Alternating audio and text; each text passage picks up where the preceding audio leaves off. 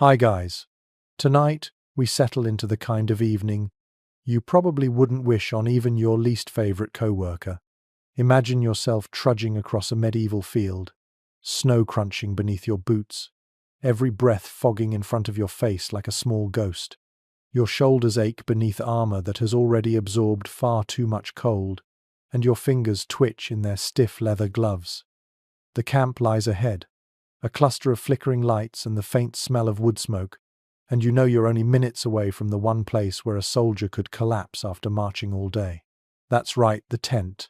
But before we crawl inside, let me give you the friendly reminder that, honestly, you probably wouldn't survive this night outdoors without some very serious luck. The human body is not made for hours of sub-zero shivering while wrapped only in scratchy wool.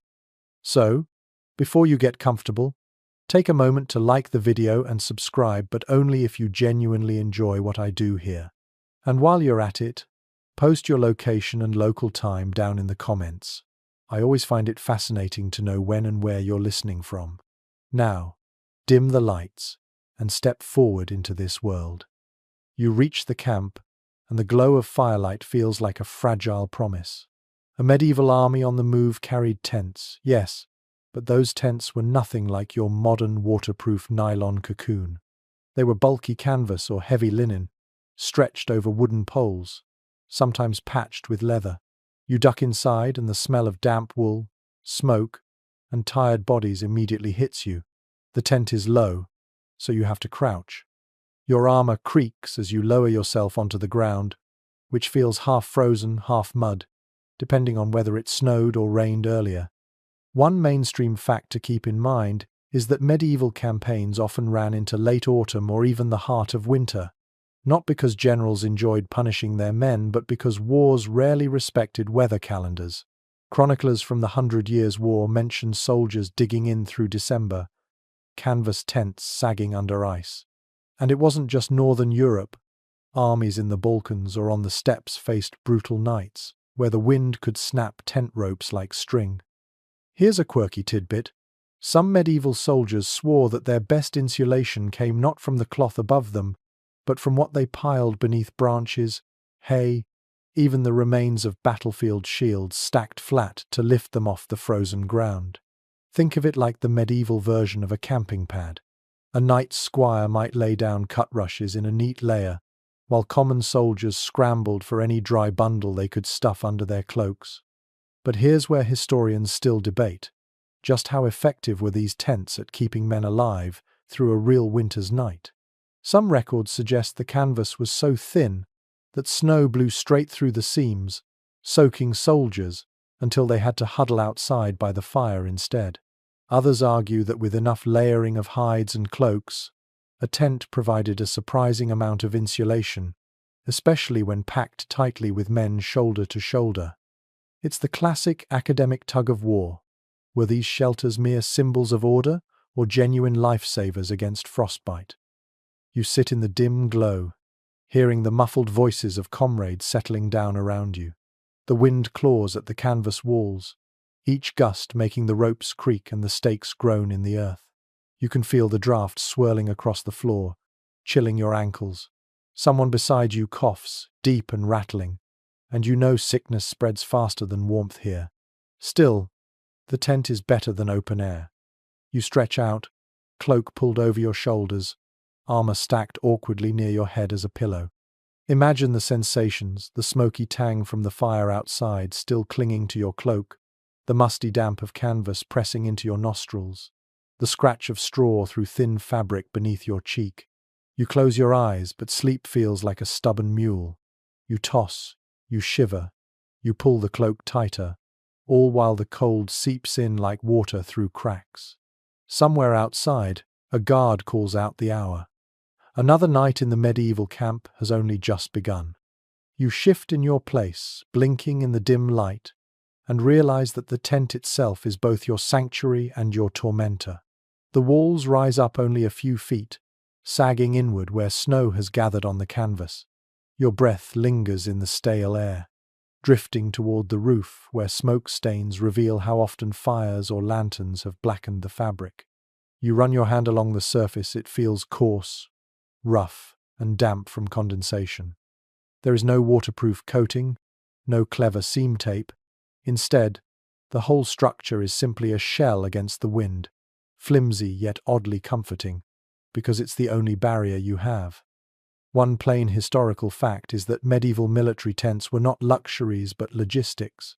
Commanders carried them on long trains of carts, each pole and canvas bundle weighing dozens of pounds. Nobles claimed the larger pavilion-style tents brightly dyed, sometimes even embroidered to mark their rank. Common foot soldiers made do with smaller, plainer shelters, the kind that could barely hold 3 men huddled in the dark. The difference was as sharp as night and day, and yet even the smallest scrap of canvas felt like a fortress when winter pressed its claws against you. Now for a more curious detail. Soldiers sometimes stuffed bits of animal fat or beeswax into the seams of their tents, hoping to repel rain and snow. The result? A faint, greasy smell clung to the fabric, mixing with smoke, making the whole interior smell like a butcher's stall. It wasn't exactly pleasant, but imagine the relief when a snowstorm pounded down outside and the drops rolled off instead of soaking your blanket. Soldiers were practical creatures. They would take stench over frostbite any night. And yet, historians remain divided about whether these makeshift shelters were sufficient in the long run. Some argue that tents offered little more than psychological comfort, a roof that tricked soldiers into thinking they were safe while sickness crept in anyway. Others suggest the communal aspect, dozens of men packed tightly inside, created a pocket of body heat, strong enough to keep temperatures tolerable. Without thermometers, without measurements, all we have are chronicles laced with exaggeration. Did soldiers really sleep soundly? Or was that just a scribe smoothing over the misery? That question lingers like the draft crawling under your ankles. You crouch lower, pulling your cloak tighter, and glance at the makeshift furnishings. There's not much. A battered wooden chest serves as a stool for someone. A tangle of shields and spears leans in the corner, taking up the dry spot where you wish you could stretch your legs. The canvas rustles like a drum whenever the wind smacks it, and droplets of melted frost patter onto your gear. You curl further inward, shoulders hunched, trying to imagine warmth where there is none. The sounds around you are strangely intimate. A companion snores already, heavy and wet. Another mutters under his breath, perhaps a prayer, perhaps a curse. Someone coughs again, the noise sharp and ragged. Your own stomach growls, echoing softly in the dark. Outside, the muffled pop of burning wood carries through, and with it the faint smell of smoke that seeps into every fibre of your cloak. The tent is alive with sensations, clammy air, prickling skin, the constant low hum of breath and shifting bodies. For a moment, you close your eyes and imagine how fragile this fabric really is. One spark from a torch could reduce the whole structure to a pile of ash. One gale of wind could rip it from the stakes and send it tumbling across the camp. And yet, as you breathe in the stale air and listen to the low chorus of weary men, you also realize this is survival. Primitive, imperfect, inconfortable but survival nonetheless.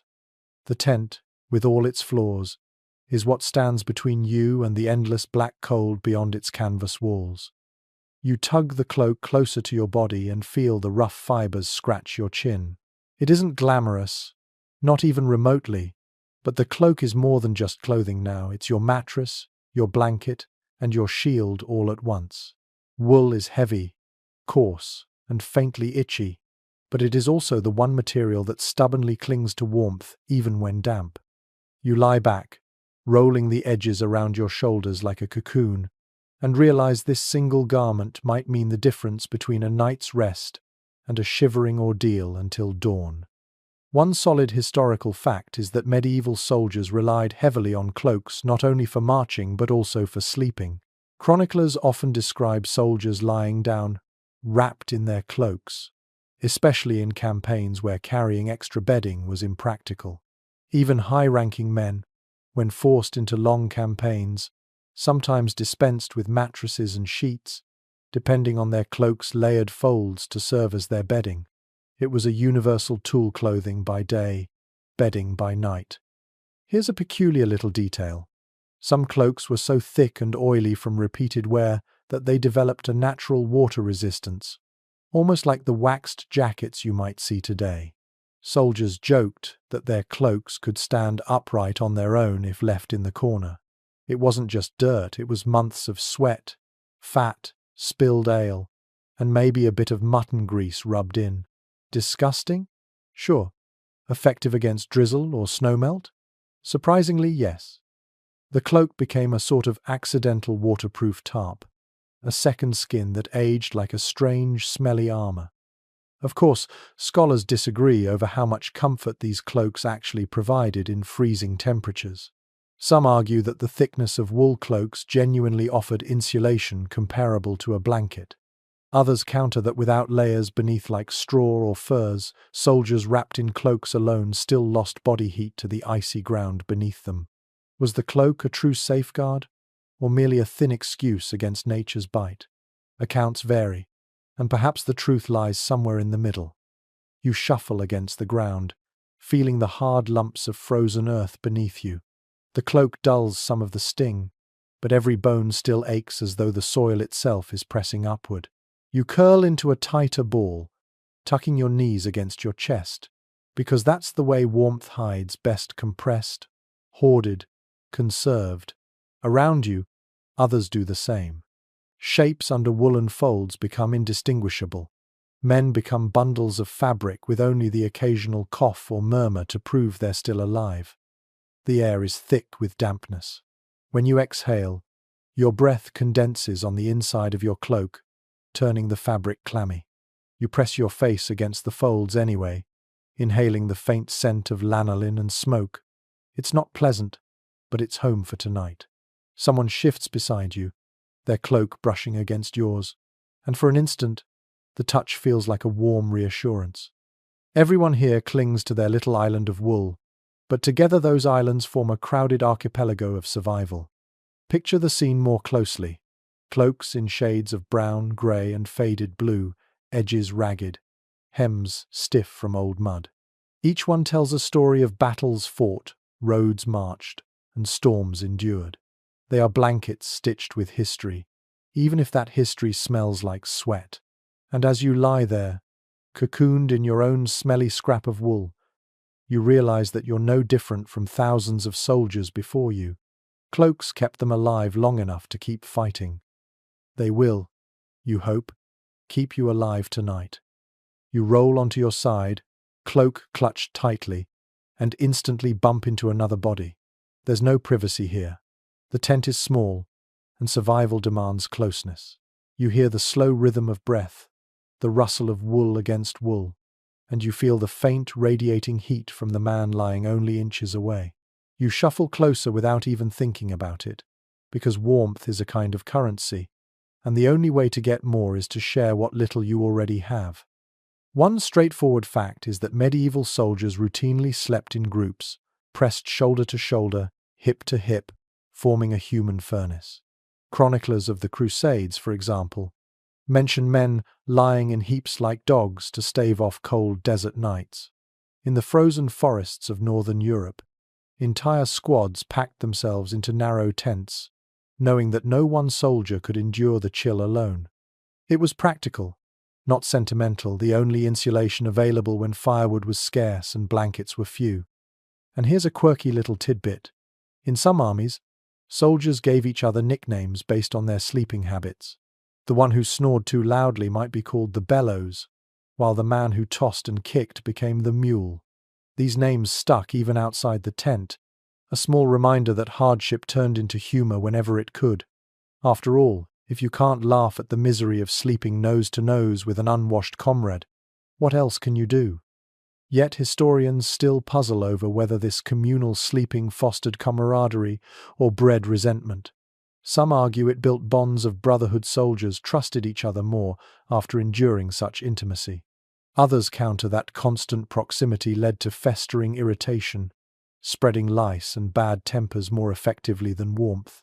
Did it pull men together, or wear down their nerves? The sources leave the answer tangled in contradiction. As you shift in the dark, you notice how the heat feels uneven. Your side pressed against your comrade warms quickly, while your exposed back chills like stone. So you roll again, awkwardly, and bump into someone else. Now you are wedged between two bodies, each one radiating a little warmth into your bones.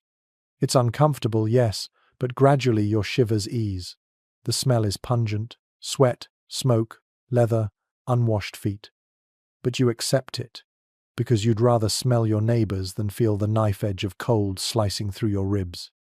The noises are constant. Someone snores like a saw, rattling the canvas with each breath. Another coughs wetly into his sleeve. A muttered prayer drifts through the dark. You even hear a laugh, dry, soft, almost hysterical, as if one soldier finds the absurdity of this dogpile too much to bear. You close your eyes and let yourself sink into the rhythm of shared survival.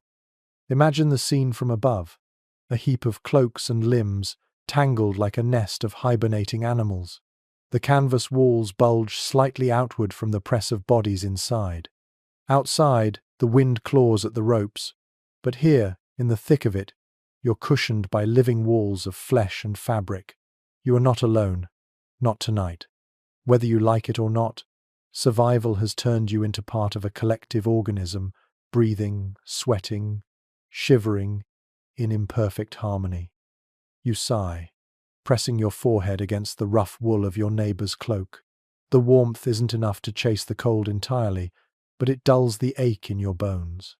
And as you drift toward a fitful rest, you realize this sleeping close, sharing heat, wasn't just a strategy. It was a necessity, a truth of survival in the medieval camp. You weren't meant to endure the night alone. The fire is the beating heart of the camp. You can hear it before you see it: the crackle, the low pop, the occasional hiss of damp wood. Step outside your tent flap and you find it there: a ring of embers pulsing red and orange, a few logs leaning against one another like old men holding each other up. The flames do not leap high, not tonight. Instead, they crouch low, gnawing at whatever scraps the soldiers could gather: twigs, branches, even bits of broken carts. Firewood is scarce, always scarce. Every man here knows that keeping the fire alive through the night is both salvation and danger. One solid historical fact is that medieval armies relied on campfires not only for cooking, but also for sheer survival in winter. Fires were deliberately placed at the center of small groups of tents, so the glow and warmth could radiate outward, however feebly, into the canvas walls. Archaeological digs of old encampments have revealed blackened soil patches in repeating circles, evidence of countless fires tended carefully through bitter campaigns. Without them, the cold would kill faster than swords. But here's the quirky detail that sneaks in. Men often tried to carry fire with them, literally. They would scoop up glowing embers into clay pots or even metal helmets, banking them under layers of ash, so they could be rekindled at dawn without striking flint in frozen air. Imagine cradling a smoldering pot in your arms like a baby, trying not to burn yourself, yet knowing that this ember is your ticket to warmth tomorrow. Soldiers passed those glowing jars around like treasure, a kind of portable hearth on the march. And yet, scholars still debate whether the danger outweighed the benefit. Fires inside or near tents risked sparks catching on canvas, especially since most medieval tents were coated in oily residues from smoke and grime. Some argue that commanders forbade open flames inside shelters altogether, forcing men to rely on body heat alone. Others believe small braziers were common, carefully placed and tended even within the thin walls. Was it widespread practice, or just a desperate gamble by a few reckless souls? The written accounts contradict each other, leaving us with smoke but no clear flame. You sit by the fire now, your face warmed while your back remains icy. That's the cruel trick of fire. It never warms everything at once. You stretch your hands forward until your palms sting, then rub them quickly together. The light makes every crease of your skin glow red. Your cloak smells even smokier now, the wool saturated with ash that will cling for weeks. You tilt your boots closer, hoping to dry the mud, but careful not to scorch the leather. Around you, men mutter in low voices. the kind of half-asleep chatter that tumbles out when exhaustion has dulled every sharp thought. The fire crackles, sending sparks spiraling upward into the black sky. Each spark disappears like a star falling into nothing. Smoke curls into your nose, making your eyes water, and yet you lean closer still, because the heat is life. Behind you, someone shifts in his cloak and groans. Another man stirs the embers with a stick, coaxing more glow from the collapsing logs. The fire demands constant attention, like a hungry animal. If no one feeds it, it will sulk and die before dawn. Picture the strange rhythms this created in camp life. Soldiers rotated not just guard duty but also fire duty, stumbling out of tents to throw on another branch. You imagine the footsteps crunching in the snow, the quiet curses muttered as a man's bare hand brushes a hot ember.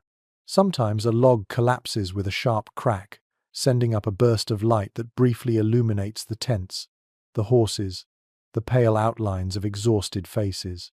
For a moment, the camp looks like a living painting, shadows dancing, breath steaming, eyes blinking in the glow. You can almost hear the fire speaking, a language of crackles and sighs. It tells you that warmth is fleeting, that survival is fragile, that every man huddled here is bound together by this fragile circle of light. The fire makes you drowsy too. The rhythm of it, the warmth on your face, the hypnotic glow that blurs the edges of everything. But you know you can't linger too long if you fall asleep by the fire. You risk waking up in smoke, or not at all. So you retreat again to your tent, bringing with you the ghost of heat. Your cloak still carries the warmth like a memory, though it fades quickly in the drafty dark. Inside, the men stir as you crawl back into your corner. You curl again, knees to chest, cloak wrapped tightly, imagining the embers glowing only a few feet away. That fragile light out there is what keeps the entire camp breathing. Without it, there would only be silence, snow, and the endless cold night swallowing everything whole. Now, think of the strange balance fire introduced to medieval soldiers. Too little fire, and men froze. Too much fire, and tents burned down. Add to that the lure of enemies spotting the glow from miles away, and commanders had to decide how much risk was worth taking.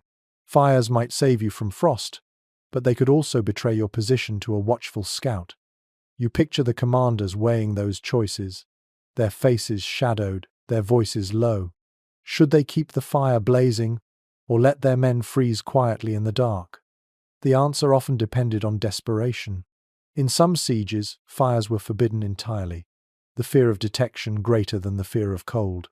Men huddled without light, gnawing at cold bread, cursing under their breath.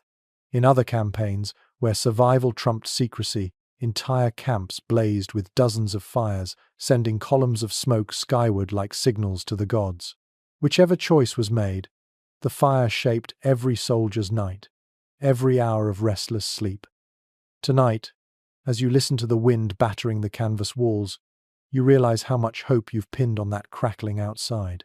The tent may be flimsy, the cloak itchy, the bodies pressed against yours smelly, but the fire is different. The fire feels alive. It is the only thing that answers back to the cold, the only thing that says, yes, you may survive this night after all. You close your eyes, letting the memory of its glow linger behind your eyelids, and drift into uneasy sleep while the embers hiss softly outside, guarding the camp with their fragile light. You wake in the middle of the night, and for a moment you don't know what has roused you.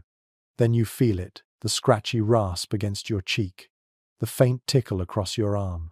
You shift slightly and realize that beneath you is not earth alone, but something rougher, heavier, and warmer, a pelt, animal skin, laid down as a thin buffer between your body and the merciless ground. One straightforward fact is that soldiers across medieval Europe frequently relied on animal skins for bedding. Hides from sheep, goats, or even deer were spread across tent floors to provide some insulation. In wealthier armies, knights had furs, fox, wolf, or even beaver that softened the ground and trapped warmth. The poorer soldier made do with whatever scraps of hide he could scavenge, tanned or not, sometimes still carrying the sharp scent of animal fat. Archaeological finds from temporary camps have turned up leather fragments hardened by time, remnants of these once essential sleeping tools. And here's a curious tidbit. In particularly harsh campaigns, soldiers were known to strip skins from freshly slaughtered animals and sleep on them while still steaming with body heat. Imagine the awkwardness of lying down on a half-warm, half-bloody hide, trying to ignore the smell because you know it might save your toes from frostbite. Some chroniclers even joked about men borrowing warmth from the beasts they ate, as if dinner and bedding were two halves of the same animal. It was grisly, practical, and not something you'd want to explain to your laundress back home. But historians remain divided on just how widespread fur use really was. Some argue that pelts were luxuries accessible mostly to knights and commanders, the rank and file relying solely on straw or cloaks. Others point to records of soldiers being issued sheepskins as part of campaign supplies, suggesting that hides were common even for footmen. Was it a standard survival kit, or just a fortunate accident when livestock was nearby? The sources leave us guessing, like a fire sputtering low in the night. You shift again, pressing your palm flat against the hide. It feels coarse, the hairs prickling your skin, yet it does hold a certain warmth. Beneath it, the ground still radiates cold, but not as fiercely. The pelt is like a whisper of comfort, a reminder that you're not lying directly on frost and soil. You inhale, and the smell is earthy, musky, with a faint undertone of smoke where someone tried to dry it too quickly. It's not pleasant, but it anchors you. Around you, men shuffle in their sleep, cloaks rustling, bodies shifting. One pulls his pelt closer, curling onto it like a dog in a kennel. Another has none, and you hear his teeth chatter in the dark. You almost pity him, but in this world pity is a dangerous luxury. You hold onto your scrap of hide tightly, like it is treasure. Think of the tactile details, the greasy feel of half-tanned leather, the way the fur rubs against your cheek when you roll, the dampness that seeps through when snowmelt sneaks under the tent. You can almost feel the pelt stiffening over the days, clotted with dirt and sweat, yet still kept because there is no better alternative. Comfort is relative, survival is absolute. The camp outside murmurs with the wind. The fire has dwindled, embers glowing faintly. The canvas above you trembles with each gust. You close your eyes again, cheek against the pelt, and wonder whether tomorrow you'll wake with its smell still clinging to you, or whether you'll wake at all. But for tonight, this scrap of an animal's past life keeps you from freezing into stillness. That is enough. You stir awake, and the first thing you notice is your feet. They feel swollen, numb at the toes, prickling with a dull ache that refuses to fade. You never took your boots off, not last night, not the night before. You know why. If you did, you might never get them back on again, frozen leather stiff as wood, laces crusted with ice, toes too swollen to squeeze inside. So you leave them on, always on, sleeping in the same boots you march in. One undeniable fact: medieval soldiers often slept with their boots still laced. Chroniclers describe men too afraid of frostbite or sudden attack to risk exposing bare feet. Boots, even crude ones of leather stitched with hobnails, provided not just protection from terrain but also a barrier against the night's cold. Removing them in freezing conditions could mean waking to find them frozen solid or your feet frostbitten beyond repair. Better to endure the stink and the ache than risk losing toes to the winter. Here's the quirky part. Soldiers sometimes stuffed straw, moss, or even bits of wool into their boots as insulation, layering the insides like primitive socks. The result? Boots bulged awkwardly, squeaked when they walked, and reeked of damp rot, but they trapped just enough heat to keep frostbite at bay. Some men even swore that grease, yes, animal fat smeared inside, helped seal out the cold. Imagine slipping your feet into that inky, greasy mess and calling it comfort. Strange, yes, but in desperation, practicality always outweighs dignity. Of course, scholars still wrestle with the question of whether this practice was sustainable. Some argue that constantly wearing boots worsened trench foot, like conditions centuries before trenches existed, feet swollen, blistered, and raw from lack of air. Others suggest soldiers simply rotated footwear, drying one pair by the fire while wearing another, though this assumes an abundance of boots that poorer soldiers likely never had. Was perpetual boot wear a universal misery, or a burden mostly for the lower ranks? The evidence remains patchy, like a half-tanned hide. You wiggle your toes, trying to coax life back into them, and feel the hardened leather resist. Your socks, if you can call the damp wool wraps that are clammy, stiff with sweat. The stench wafts upward, pungent and sour, mingling with smoke and unwashed bodies. Everyone smells the same, though, so no one bothers to complain. You press your boots closer to the fading warmth of the fire, hoping the leather softens a little. The heat sears your soles for an instant, then fades. Around you, others do the same. Boots crowd the edge of the embers like offerings to some strange god. One man mutters that his heel feels black, another curses the blister on his arch. A third laughs, claiming he'll sell his boots for a warm bath if such a miracle ever appears. You chuckle faintly too, because what else can you do? The boots may be prisons, but they are also lifelines. Without them, you'd lose more than comfort. You'd lose the ability to march, to fight, to survive. Picture the sounds of this scene. The creak of stiff leather, the snapping of half-rotted laces, the groans as men tug their boots off only to shove them back on minutes later. You can almost hear the squelch of damp wool, the hiss when a too-close boot sole scorches by the fire. The whole tent smells of wet leather, a sharp tang that seeps into cloaks and hair alike. It's unpleasant, but in this frozen camp, unpleasantness is far preferable to frostbitten silence. You settle back down, boots still laced tight, toes crammed together like unwilling neighbors.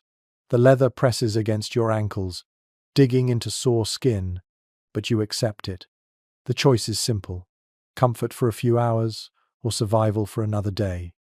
You let your eyes drift closed, your feet still encased, and you understand why medieval soldiers never truly took their boots off. They carried their survival with them, step by step, night by night, until morning came again. Your breath fogs in the tent's stale air, and you reach for the flask at your side. The liquid sloshes quietly, heavy with promise. You tip it back and the burn spreads down your throat, chasing away the shivers for a moment. Ale, mead, or maybe something harsher distilled by local hands, it doesn't matter. In this cold, soldiers call it medicine, and for a few blissful minutes, you believe them. One historical fact is that alcohol was a staple in medieval camps, issued not just for cheer but for necessity. Wine diluted with water, weak ale, or whatever fermented drink was on hand became safer than drinking unclean water. On freezing nights, soldiers turned to it as a crude antifreeze, numbing both body and mind enough to let sleep take hold. Chroniclers describe men fortifying their hearts with drink, a polite phrase for gulping down liquid warmth before collapsing in the dark. Now for a quirky tidbit. Some soldiers believed strong drink actually prevented frostbite, claiming it warmed the blood. They would rub spirits on their skin or even soak socks in ale before pulling them on, convinced the alcohol acted like a magical shield. Of course, it did no such thing, but belief alone gave comfort. Picture the absurdity: staggering into your tent with socks dripping beer, smelling like a tavern floor, and still swearing you'd wake up toastier because of it. Yet historians still wrestle with the role alcohol played. Some argue it genuinely helped morale, keeping despair at bay during long campaigns. Others note that drunkenness left camps vulnerable, men too sluggish to respond to sudden attacks or fires. Was it a boon for survival, or a liability disguised as warmth? The debate simmers like a pot over low embers, never quite boiling to certainty. You lower the flask, lips still tingling, and exhale. The warmth spreads unevenly, your chest glows, but your fingers remain stiff, your toes still frozen in their boots. Around you, Other men drink too, the soft glug of flasks punctuating the dark. One mutters a half-drunk song, voice cracking. Another chuckles dryly, wiping his mouth with a filthy sleeve. A third sighs deeply, leaning back against the canvas as though the drink alone has softened its rough walls. The tent fills with the scent of ale, sour, yeasty, faintly sweet. It mixes with smoke and sweat, creating an aroma that clings to cloaks and hair. You can almost taste it in the air as much as in the flask. It doesn't banish the cold entirely, but it tricks the body into believing warmth is possible. And that illusion is often all a soldier needs to drift into uneasy sleep. But there is danger in it too. You know that if you drink too much, your body will slacken, your vigilance fade. The fire outside could die, the guard could doze, enemies could slip close, and you'd never notice. More than one campaign has recorded tents set ablaze because men passed out with flasks in hand, embers falling where they shouldn't. The line between warmth and ruin is thin, blurred further by every swallow. You lean back, the drink humming softly in your veins. Your eyelids grow heavier, and the cold feels less sharp, as though someone dulled its edges with a knife. You know it's false, that your body is still losing heat, but you cling to the comfort anyway. You curl into your cloak, flask tucked against your chest, and close your eyes. For now, the ale has done its work. It has given you the illusion of warmth, enough to let sleep come. The itch wakes you before the cold does. At first, it's just a little tickle at your neck, something you scratch half asleep. But then it spreads a crawling irritation at your scalp, a pinch behind your knee, the unmistakable bite at your waist where cloth meets skin. You groan softly, dragging your nails across the fabric of your tunic, knowing exactly what has joined you in this tent: lice. One plain historical fact is that medieval soldiers lived with lice as constantly as they lived with their cloaks and swords. Chroniclers of the Crusades, the 30 Years' War, and even smaller regional campaigns describe armies so infested that men joked about their camp companions being as loyal as their brothers in arms. Clothing was rarely washed, water was scarce, and the warmth of packed tents made the perfect breeding ground. Here's a quirky detail you can't quite laugh at. Some soldiers gave their lice names. Imagine that sitting by a fire, scratching at your shirt, and declaring that the fat little parasite you've just picked off is Henry the Bold or Margaret the Persistent. It was gallows humor, a way to cope with the endless crawling and biting that never truly stopped. Some men even staged races, dropping lice on warm surfaces to see whose pest would scurry fastest. Boredom and misery bred strange games. But historians still argue about just how devastating lice were to the health of medieval armies. Some say infestations were a mere nuisance, unpleasant, but survivable.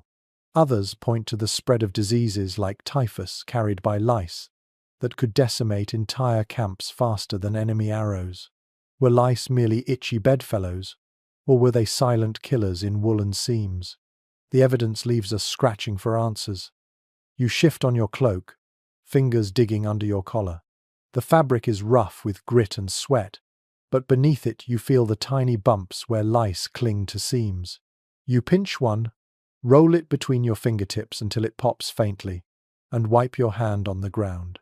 Around you, other men do the same, scratching, muttering, cursing under their breath. The sound is constant, like the rustle of mice in dry straw. The smell in the tent is already sour with sweat and smoke, but add to that the faint iron tang of blood drawn by scratching, and you realize this discomfort has no cure tonight. Bathing isn't an option. Clean clothes don't exist. All you can do is endure the crawling sensation that keeps your skin twitching, even as you try to sleep. Picture the misery more closely. A man wriggling against the ground, cloak shifting, muttering to himself as though fighting an invisible foe. Another lifts his shirt toward the firelight, squinting as he searches for the pale specks clinging like stubborn seeds. A third shakes out his woolen hood, sending a little shower of lice scattering like grains of sand. It is disgusting, yes, but it is also normal. so normal that no one even looks up from their scratching. You sigh, resigned, and tuck yourself deeper into your cloak, even though you know it only traps the pests closer to your skin. The itch will not let you rest easily, but exhaustion wins over discomfort. Your eyes close again, and the crawling becomes part of the background hum of camp life, like the creak of canvas, the cough of a neighbor, the hiss of wind outside. In the medieval soldier's world, even parasites were part of survival. The scratching fades into the background, and eventually you hear a different sound, low voices, muffled footsteps, the shift of armor in the dark. You realize it's not just your tent alive with restless men. The camp itself never truly sleeps.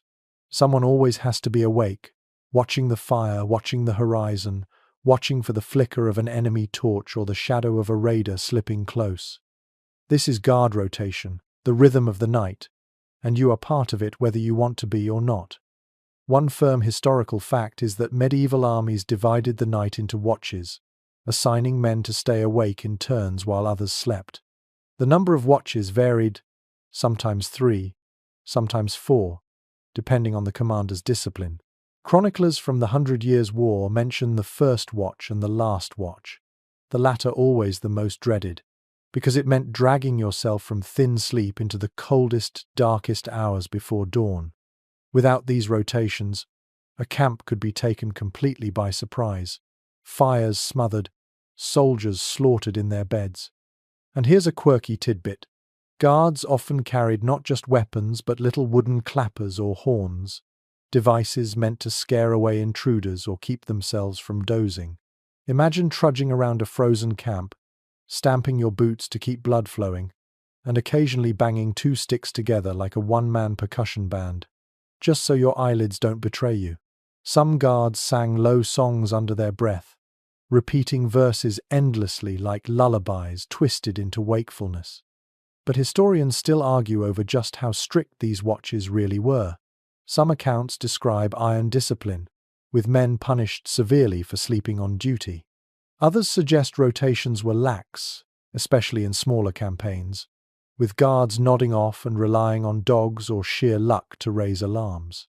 Was guard duty a hardened system of survival, or a fragile hope that someone would be awake at the right moment? The truth, as usual, probably lies between those extremes. You imagine yourself now, roused from your half-sleep, cloak pulled around your shoulders as you stumble out of the tent. The air outside slaps your face, sharp and icy. Your breath bursts into the night like smoke. The fire has burned low, embers glowing faintly, sending up just enough light to make shadows dance across the clustered tents. You take your spear, cold metal, colder wood, and begin the slow patrol around the camp's perimeter. The ground crunches beneath your boots. Every few steps you pause, listening, straining to hear beyond the groan of the wind and the occasional snore drifting from tents. Somewhere a horse stamps and whickers, shaking its mane against the cold. Your toes ache, your knees stiffen, but you keep moving because stillness is death. You glance at the fire every few minutes, making sure it hasn't sunk too low. If it does, you'll have to toss on more wood, though you know the supply dwindles faster than anyone admits. The camp at night has its own music. Canvas flaps rustle. Men cough in unison like some strange choir. The fire pops, sending up sparks. Beyond that is silence, deep and endless. The kind of silence that makes you aware of how fragile you are under this wide sky. You peer into the darkness, half expecting to see glowing eyes staring back, though usually there is nothing. Still, your mind plays tricks, and every shadow becomes a threat. You circle back toward the tents, and as you pass you hear voices, 2 men whispering in their sleep, dreaming aloud. One mutters a woman's name, another curses as though fighting invisible foes. You glance inside and see bodies shifting under cloaks, a pile of exhausted forms that depend on you to keep the night at bay. The weight of it presses heavy. You stamp your boots again, trying to remind yourself that wakefulness is your only duty now. Some nights the rotation drags like a leaden chain. You count stars, you recite prayers, you mutter verses you barely remember, anything to stay awake. Other nights, the cold itself is enough to keep your eyes open, biting you every time your lids droop. You think about how many generations of soldiers before you did the same shuffled in the dark, cursed the frost, begged for dawn. This rhythm is ancient, stretching back farther than memory. Eventually, another soldier relieves you. His cloak is wrapped tight, his eyes bleary, and he nods without speaking. You hand him the spear, mutter something about the fire, and slip back into your tent. The warmth is relative. It feels like stepping into a steaming bath compared to the frozen air outside. You curl back into your spot, limbs stiff but grateful, cloak wrapped around your shoulders again. You realize, drifting into sleep once more, that the guard rotation is not just about watching for enemies. It is about keeping the fire alive, keeping the rhythm of the camp steady, keeping fear from overwhelming everyone at once. Without it, nights would collapse into chaos. With it, the camp breathes, even when most of its men are deep in dreams. You don't remember falling back asleep after your turn on watch, but you do remember the voices. They weave in and out of your half-dreams, soft like lullabies, yet rough with exhaustion. A man to your left hums a fragment of a song, the words lost, only the tune carried in low vibrations that buzz through the canvas walls. Another whispers a prayer, muttering the same phrase over and over until it blends into the rhythm of your breathing. It's a strange comfort that you are never truly alone in this tent, even when your eyes close. One straightforward historical fact is that medieval soldiers often sang together at night, both to pass the time and to raise morale. Chronicles from campaigns in France and the Holy Land describe men gathering around fires, chanting psalms or bawdy ballads, depending on who was listening. These songs weren't just entertainment. They were a shield against despair, a way of reminding one another that voices could rise above the cold. Here's a quirky tidbit. Soldiers sometimes mumbled their way into sleep by reciting food recipes aloud, a kind of culinary lullaby. Imagine lying on a frozen ground, teeth chattering, and hearing your tentmate whisper about roasting geese, thick stews, or pies dripping with fat. The absurdity of it kept men chuckling long enough to forget, for a few moments, the misery gnawing at their bones. Some even claimed that naming dishes warded off hunger pangs, as if words alone could fill empty stomachs. And still, scholars debate what role this nightly chatter played. Some argue it was a conscious attempt to build solidarity, creating bonds through shared stories and songs. Others suggest it was simply nervous noise, a way of drowning out the silence that might otherwise remind men how close death lingered. Was it fellowship, or was it fear? The records hint at both, leaving us with an echo that's difficult to pin down. You turn in your cloak, listening as the sounds swell and fade. A snore joins the chorus, heavy and guttural, while another voice whispers a love song so quietly you can't tell if it's meant for the group or only for his memory. You think of the crackling fire outside, the wind battering the canvas, and realize that inside this thin-walled shelter, the voices are another kind of insulation, not physical warmth, but a fragile psychological heat that keeps despair at bay. The tent is alive with murmurs. Someone groans, someone laughs faintly, someone curses under his breath. The words blur into one another, meaningless syllables mixing with the sounds of shuffling limbs and scratching. To a stranger it might sound like chaos, but to you it's a blanket. Every sound proves that life still pulses here, that men still breathe and dream despite the cold.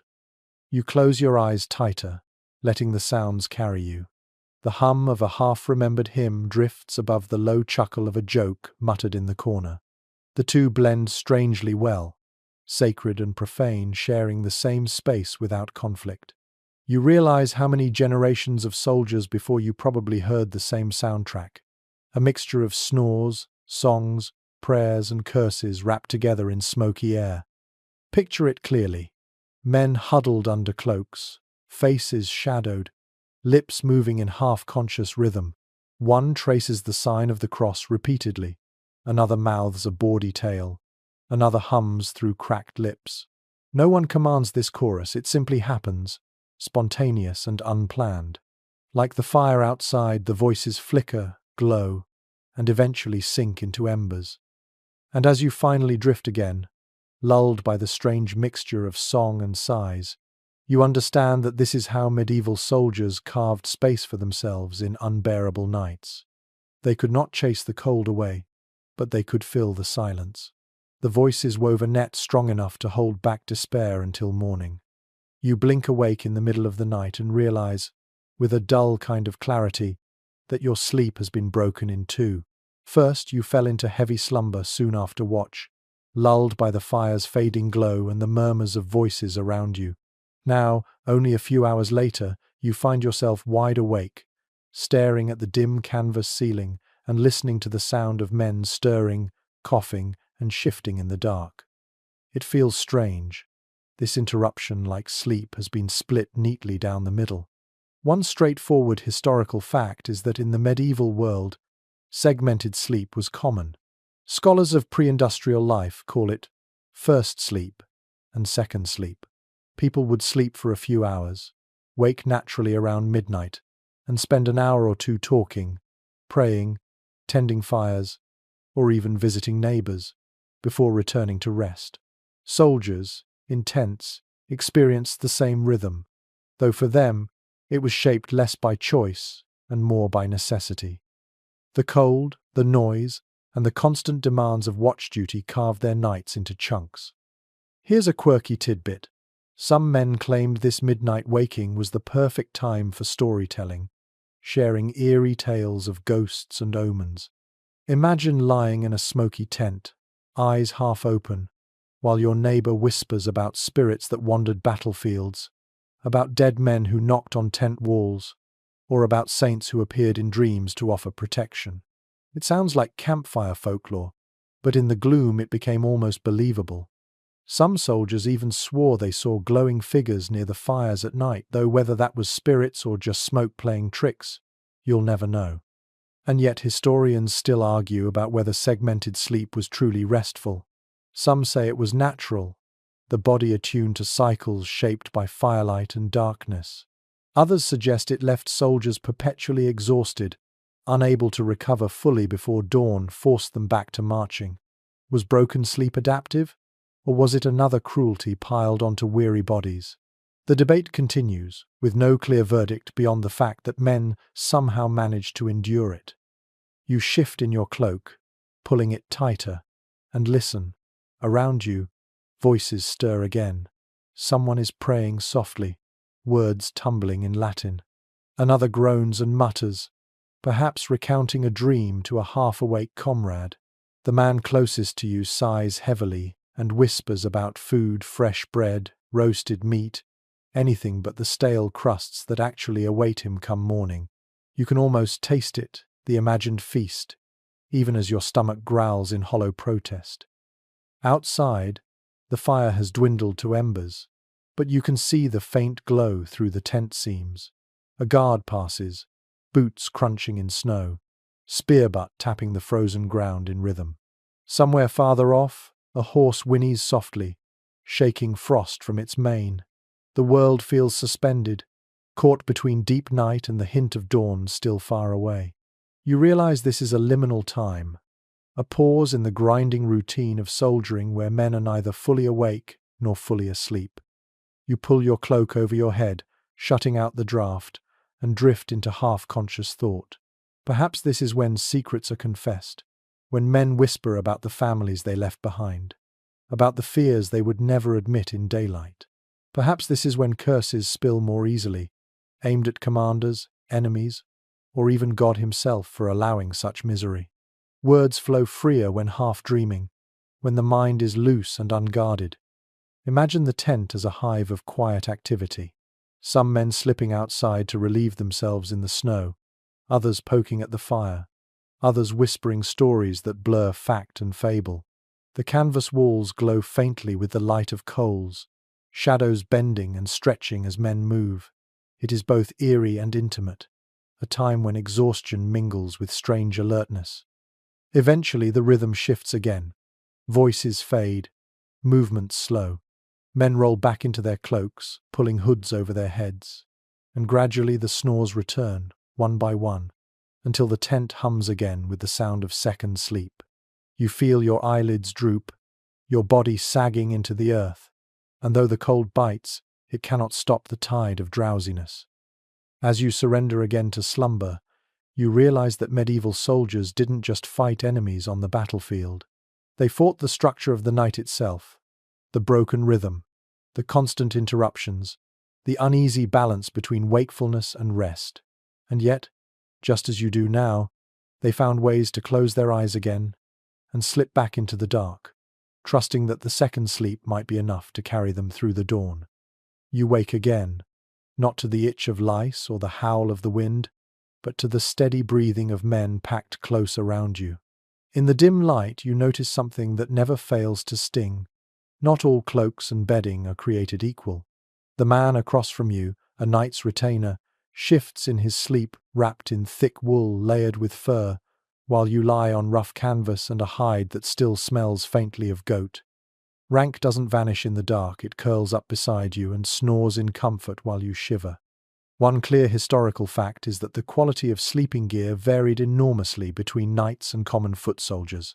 Wealthier men could afford lined cloaks, feather-stuffed pallets, or fine blankets carted along by servants. Chronicles describe nobles sleeping beneath embroidered pavilions, complete with rugs and pillows.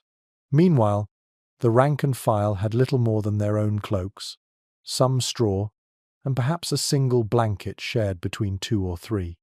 Comfort became just another privilege of class. Here's a quirky tidbit. During certain campaigns, knights insisted on bringing brightly coloured bedding into the field, red, blue, or even patterned with their family crests. It wasn't just for comfort, it was for display. Imagine staggering half dead from cold and then catching sight of a nobleman's tent glowing with silks, as if a festival pavilion had landed in a sea of misery. It was equal parts infuriating and absurd, like bringing a feather bed to sleep beside a battlefield. But historians still debate how wide the gulf truly was. Some argue that knights' tents were genuine sanctuaries, warmed with rugs and layered bedding, while foot soldiers barely survived the night. Others suggest the gap wasn't as vast, since supply shortages often reduced even nobles to rough improvisations. Were knights consistently insulated from hardship, or did campaigns grind everyone down equally in the end? The evidence is muddied, shaped by bias in who did the writing nobles themselves. You glance again at your tentmate's furs and feel a mix of envy and resignation. The fur glistens faintly in the firelight leaking through the flap, while your own cloak smells of smoke and damp. Your neighbour snores softly, wrapped in comfort that might as well be another world away. Around you, other men shift restlessly, tugging their thinner cloaks tighter. Some mutter in their sleep, teeth chattering even while unconscious. The smells in the tent mark the divide, too. The night's bedding carries a faint fragrance of herbs or oils, something his servants probably rubbed in to mask the musk of fur. Yours reeks of sweat, grease, and stale ale. You can almost taste the difference in the air. The inequality is not just felt in warmth, it seeps into every sense. Picture the camp as dawn approaches.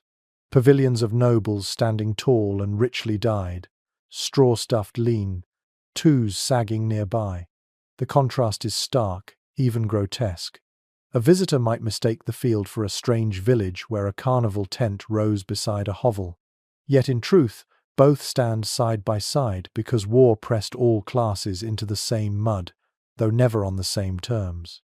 You roll over, pulling your cloak tighter, and remind yourself that survival is not measured by softness. Comfort doesn't always guarantee endurance. Sometimes the man with fewer blankets learns faster how to huddle, how to endure, how to cling to scraps of warmth. You breathe in the smoky, sour air, let the sounds of uneven breathing wash over you, and drift back toward a thin, stubborn sleep. The night may dream in fur, but you dream in endurance, and tonight, endurance is all you need. The fire outside has sunk low again, and when you wake, it is to the faint glow of embers. But something else catches your eye. A strange pot squatting by the tent's entrance, A clay vessel smudged black from repeated use. A faint warmth leaks from its sides. Someone has carried coals inside, banking them in a small brazier to keep the chill at bay. One reliable historical fact is that soldiers sometimes used improvised stoves, clay pots or metal braziers filled with coals to heat their tents. Archaeological digs in Europe and the Near East have uncovered scorched potsherds and metal fragments in camp layers, evidence of these makeshift heaters. Chroniclers mention them too, describing vessels of fire carried into shelters to smoulder beside weary men. They were risky, but they offered something even a cloak or hide could not: steady warmth against the night. Here's a quirky tidbit. Soldiers sometimes dropped herbs or pine needles into the embers, not just for the faint aroma, but to keep away biting insects. Imagine the irony of lying half-frozen, inhaling the scent of smouldering rosemary while still scratching at lice. The smell mixed strangely with smoke and sweat, creating an atmosphere halfway between a battlefield and a kitchen. Some even swore certain herbs warded off evil spirits, so a glowing pot served double duty: heater and supernatural shield. But historians still argue whether these braziers were common or rare luxuries. Some claim only officers could afford such contraptions, while ordinary men relied solely on body heat. Others point to evidence that even humble camps produced countless pots, suggesting they were widespread improvisations. Were these stoves a privilege of rank, or simply the invention of desperate men with a little clay and fire? The debate glows as fitfully as the embers themselves. You inch closer to the pot, stretching your hands toward its gentle warmth. The heat isn't strong, but in the drafty tent it feels miraculous. You can almost imagine sleeping with comfort instead of clenched teeth. Your palms tingle, your face softens, and for a brief moment the cold retreats. Around you, others stir awake, eyes glinting in the faint glow. One mutters that the smoke stings his throat, another coughs harshly, but no one moves it away. Risk of choking or not, no one wants to surrender that precious heat. The pot hums softly as the coals settle, sending up thin wisps of smoke that crawl along the canvas roof. The air grows thicker, hazier. You cough lightly, then pull your cloak tighter, trying to shield your nose. But still you lean close, drawn to the warmth even as your eyes sting. Comfort always comes with a price here. Picture the tent now. Cloaks draped over shoulders, men crouched around a tiny brazier like monks around a relic. The coals glow red, faces lit from below, shadows twisting across rough canvas. It feels both holy and dangerous: life given in embers, death lurking in smoke. You wonder if you will wake with a headache, throat raw from inhaling fumes. Yet you also know you will wake alive, and that outweighs everything. As you lie back again, cloak wrapped tight, you feel the warmth radiating across the tent, uneven but real. It is not enough to banish the cold, but it blunts its teeth. The pot of coals sits steady by the entrance, guardian and threat in one. And as your eyelids sag once more, you realize this was the paradox of medieval survival. Every comfort, fire, drink, furs, even coals carried its shadow. Safety was never free. You wake again, stiff in every joint, and this time you notice the way your body feels heavier than the night before. It isn't just the cold pressing down on you, it's the sheer weight of the clothing you never take off. Your quilted gambeson, the padded armor you wear beneath steel, lies wadded beside you like a discarded mattress. You realize you've been using it as a makeshift cushion to dull the hardness of the frozen earth. One straightforward historical fact is that soldiers frequently used their armor padding as bedding. A gambeson was more than just battlefield protection. It was a thick, quilted garment, stuffed with layers of linen or wool, sometimes as heavy as 20 pounds. Stripped from the body at night, it doubled as a mattress or blanket. Some chronicles even describe knights propping helmets under their heads like lumpy pillows, transforming tools of war into fragile comforts. Here's a quirky tidbit. Soldiers sometimes joked that the gambeson was warmer dead than alive. What they meant was that lying on it felt better than wearing it during a march. On the march, It trapped sweat and heat until it felt like a furnace. But laid out flat on the earth, it became an almost luxurious padding. Some men swore they slept better with their gambeson under their backs than on feather mattresses at home, though whether that was truth or desperation talking, who can say? And yet, historians still argue about just how practical this practice was. Some suggest gambesons offered genuine insulation, thick enough to shield men from frost and damp. Others counter that once sweat-soaked and stiff, they provided little more than a barrier against mud. Was the gambeson a lifesaver at night, or just another damp rag dragged from battlefield to camp? The sources leave us with a riddle stitched in linen. You lie back now, feeling the uneven quilting under your spine. Some spots bulge, some sag, but compared to the bare ground, it is paradise. The damp chill still seeps upward, but at least your bones don't grind against frozen earth. You tuck your cloak tighter around your shoulders, breathing in the faint stench of sweat that clings to the fabric. The smell is sour, musky, unmistakably human.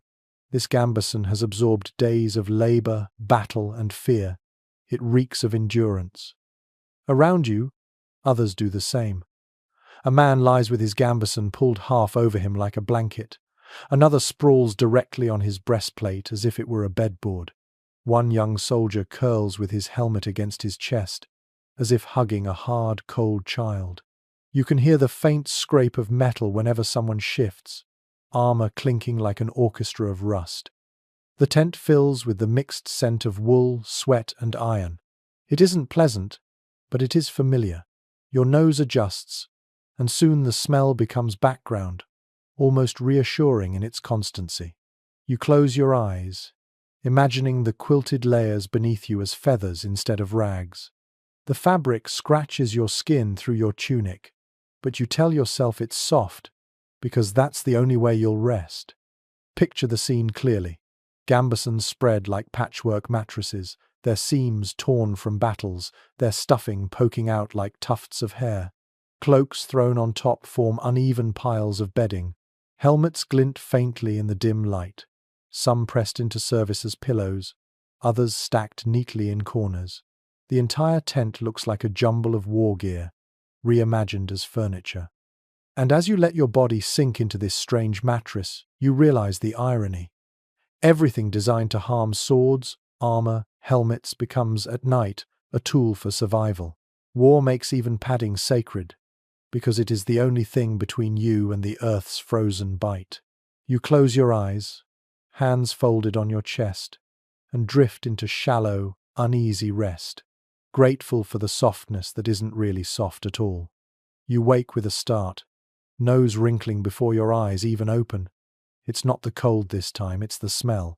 A tent packed with men is never fragrant, but after nights of smoke, sweat, and damp wool, the odor becomes its own living thing. You breathe in cautiously and it clings to your lungs.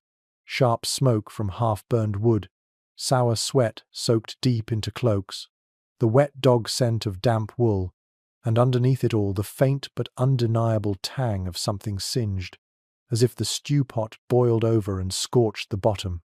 One firm historical fact is that medieval camps reeked. Chroniclers often mention the stench before they describe the bravery of knights or the misery of marches. Fires burned constantly, soaking canvas and clothing in acrid smoke. Tents trapped moisture, turning wool and linen into mildewed sponges.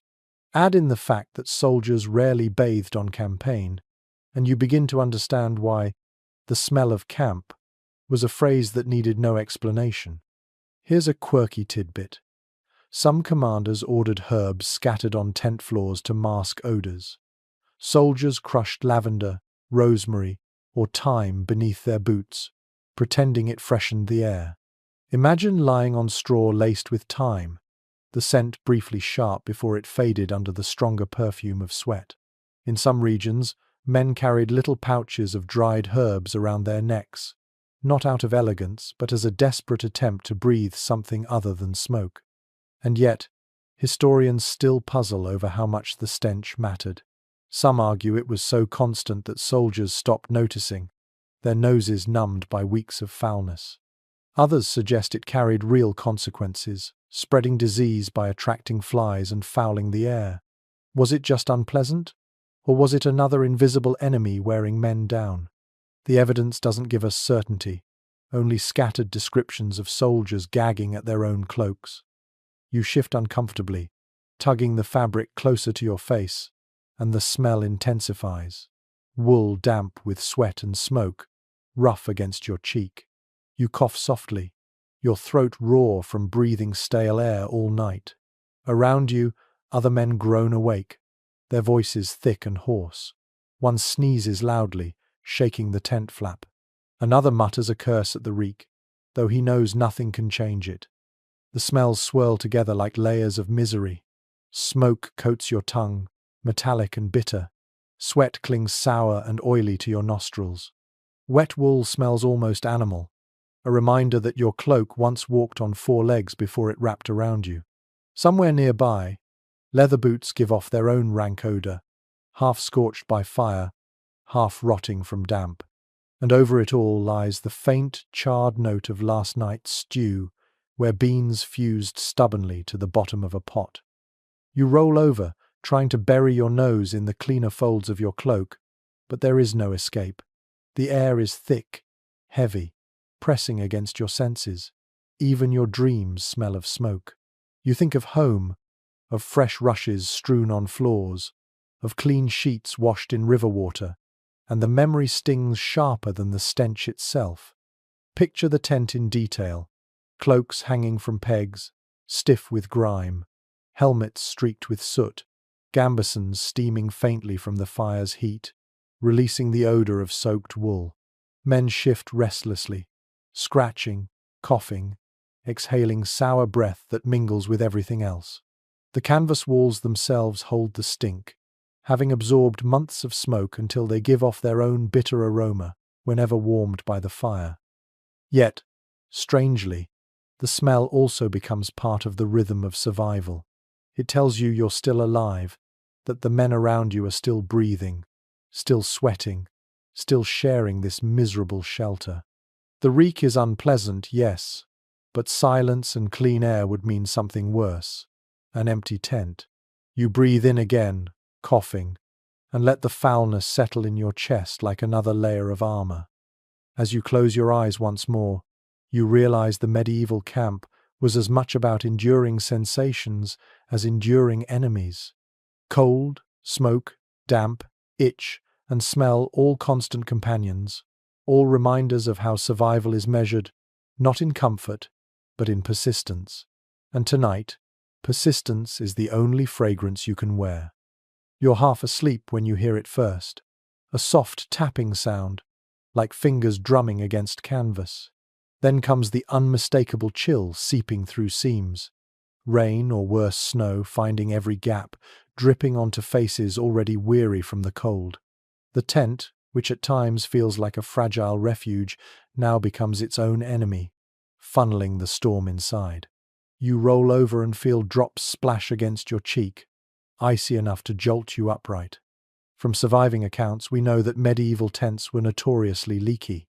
Heavy canvas and linen offered shade and modest shelter, but once saturated with rain or snow, the fibers sagged and wept. Chronicles describe soldiers waking in puddles, cloaks soaked, straw bedding ruined overnight. In one campaign in Flanders, entire groups abandoned their shelters after storms, preferring open air by the fire to the misery of dripping walls. There's also an odd custom worth mentioning. Some soldiers tried to waterproof tents with mixtures of animal fat or tar. The result wasn't perfect, water still seeped in, but it left the canvas greasy to the touch, smelling faintly of rancid lard. You can imagine ducking inside, only to be greeted by slick, sticky fabric that stained your hands and clothing. It might have kept a little rain off, but it also meant sleeping in a shelter that smelled like a butcher's shop.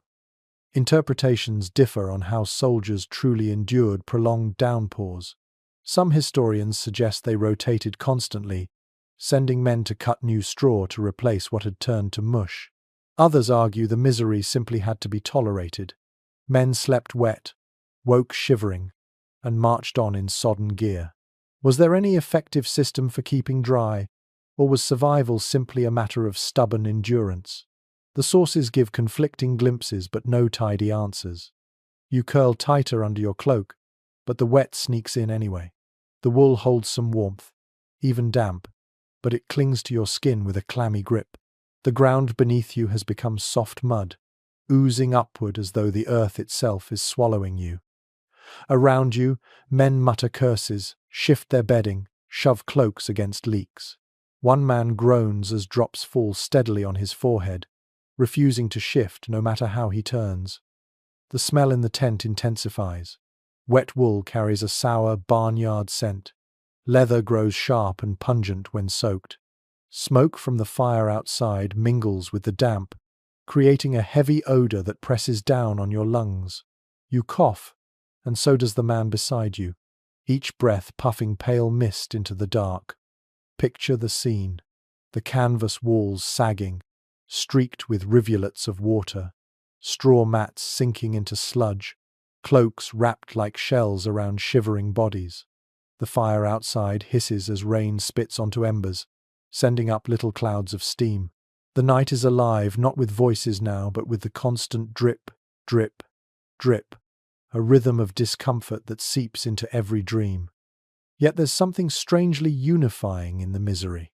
Men who moments before grumbled at each other now laugh grimly at their shared fate. One soldier jokes that he'll grow gills by morning. Another swears the water dripping onto him is holy, a baptism for sins unspoken. Laughter rattles through the tent, weak but genuine. In that moment, humor becomes its own blanket, covering the damp bodies with a fragile warmth. You pull your cloak tighter and close your eyes again, knowing the storm will not end simply because you wish it. Drops will fall, boots will stay sodden, bedding will stink, and in the morning armor will be heavier than ever. But somehow, you also know you'll stand up anyway, stiff and miserable, ready to march through mud. The tent may leak, the ground may suck at your feet, but the routine will carry you forward. And that, more than dryness or warmth, is the true shield against freezing to death, the refusal to stop. The storm passes, but the night never feels entirely safe. You lie there listening to the rain fade into silence, only for another sound to take its place, a faint clinking, like charms brushing against one another. When you lift your head, you notice the strange shapes dangling from the tent poles, little pouches, wooden crosses, bones tied with string. They aren't decorations. They're defenses of another kind, woven not from wool or wood, but from belief. Contemporary writings remind us that superstition seeped into every layer of medieval soldiering, and sleep was no exception. Men pinned amulets inside their cloaks, hung charms on tent ropes, and carved symbols into wooden poles, hoping to keep evil at bay while they lay vulnerable in the dark. Some wore saint medals. Others clutched relics no bigger than a splinter, claiming it was a fragment of a holy shrine. The line between faith and survival blurred in every smoky shelter. And then there were the stranger habits. Soldiers in Eastern Europe sometimes tied small animal skulls to their tents, convinced they warded off frost demons or wandering spirits. Others sprinkled holy water or whatever passed for it around the tent's edge like an invisible fence. You can picture a weary man fumbling for his flask, shaking a few drops onto the muddy ground, muttering half-remembered prayers. It's less about certainty than about comfort. The scholarly debate lingers over how much of this was true religious practice versus simple folk superstition. Some experts insist the charms reflected sincere devotion, extensions of the same faith that drove men to crusade or pilgrimage. Others argue it was more instinct than doctrine, primitive gestures against fear, no different than knocking on wood. Were the soldiers protecting their souls, or just distracting themselves from the howling wind? The records give us fragments, but no clear verdict. You stretch out your hand and touch the charm dangling closest to you. It's a scrap of cloth tied into a knot, stiff with grease, smelling faintly of smoke. Maybe it once held herbs, maybe a token from a wife or child, now reduced to a talisman in this wet camp. The man who hung it believes it matters, and as you lie beneath it, You realize it matters to you too, if only because it reminds you of the world beyond war. Around you, men whisper in half-sleep, prayers tumbling with curses. One soldier crosses himself repeatedly, muttering the names of saints. Another strokes a wooden token, thumb rubbing it smooth with habit. Someone else snores loudly, oblivious, either too exhausted or too faithless to join in. The tent becomes a strange chapel of sorts, its congregation sprawled on damp ground, its hymns mumbled, its relics improvised. The air carries not just the stench of wet wool, but the faint sweetness of herbs crushed into charms. Lavender, perhaps, or thyme. You inhale, and for a fleeting moment the tent smells almost like a hearth at home. Then another draught pushes through, and the illusion fades. Still, you cling to it. Picture the canvas lit faintly by coals, shadowy shapes of charms swaying, pendants brushing the fabric, crosses glinting in dim glow. Soldiers' faces gleam with sweat and soot, eyes half closed yet darting toward these talismans as if to check they're still in place. Outside, the wind rattles the ropes, but inside you feel the fragile comfort of belief strung like thread between each man. You close your eyes again, hand still brushing the little knot of cloth. Perhaps it does nothing. Perhaps it holds no power at all. But belief itself is power, and in the cold night, when everything else feels hostile, even scraps of superstition can feel like a shield. You breathe deeply, clutching the thought like a blanket, and drift again into uneasy rest, protected not by walls or warmth, but by faith, yours or someone else's. It hardly matters. You wake to the feeling of something warm pressing against your side, not another soldier this time, but something softer, furrier. You turn slightly and find the camp dog curled tightly against you, nose tucked into its tail, breath puffing in quiet huffs. It has crept in during the night, choosing your corner of the tent as its refuge. For a moment, the cold fades, and all you feel is the steady pulse of heat radiating from its small body. Chroniclers often note that animals wandered freely through medieval camps, and dogs were the most common companions. They scavenged scraps, guarded supplies, and followed soldiers as if tied by invisible leash. When the nights grew cold, these animals weren't shooed away. They were welcomed, sharing warmth with their human companions. The presence of a dog was more than comfort, it was a practical survival tool, a living heater on four legs. And here's a curious glimpse from the margins of history. Some soldiers gave dogs honorary roles in camp life, calling them mascots or guardians. One source from a Burgundian campaign tells of a mutt nicknamed Captain who slept in the commander's tent and barked loudly enough to rouse men when an enemy scout approached. Another account speaks of dogs being wrapped in spare cloaks during sieges, their warmth treasured as much as their loyalty. Yet experts remain divided on whether this bond was common or exceptional. Some argue that dogs were everywhere, indispensable companions to lonely soldiers. Others suggest their role was exaggerated, that animals were more nuisance than aid, spreading fleas and stealing food. Was the dog a beloved comrade in arms, or just another hungry mouth in a camp already stretched thin? The truth, as ever, is muddied. You stroke the animal's fur, coarse yet comforting. It smells faintly of smoke and meat scraps, like everything else in camp, but its warmth is undeniable. You can feel the steady thump of its heartbeat, faster than yours, steady as a drum. The dog sighs deeply, pressing closer, as if it knows the bargain. It gives heat, and in return it receives shelter. Around you, other men notice. One grumbles jealously, muttering that you've stolen the best blanket in camp. Another chuckles softly, calling the dog wiser than most soldiers for finding the warmest spot. A third tosses a scrap of bread across the tent, which the animal snaps up without lifting its head. In that dim space, the dog becomes something more than just an animal. It becomes a bridge, uniting tired men in shared amusement. The smells of the tent are softened slightly by the dog's presence, oddly enough. The musky scent of fur blends with the wool, almost masking the harsher tang of sweat and smoke. You inhale and for a moment imagine a hearth, a village home, a life where warmth is given freely, not clawed from the night. Picture the scene. The dog curled in a tight circle, soldiers hunched under cloaks, eyes half shut, all sharing the same fragile cocoon of heat. The canvas walls ripple in the wind, but inside, the animal's presence anchors the group.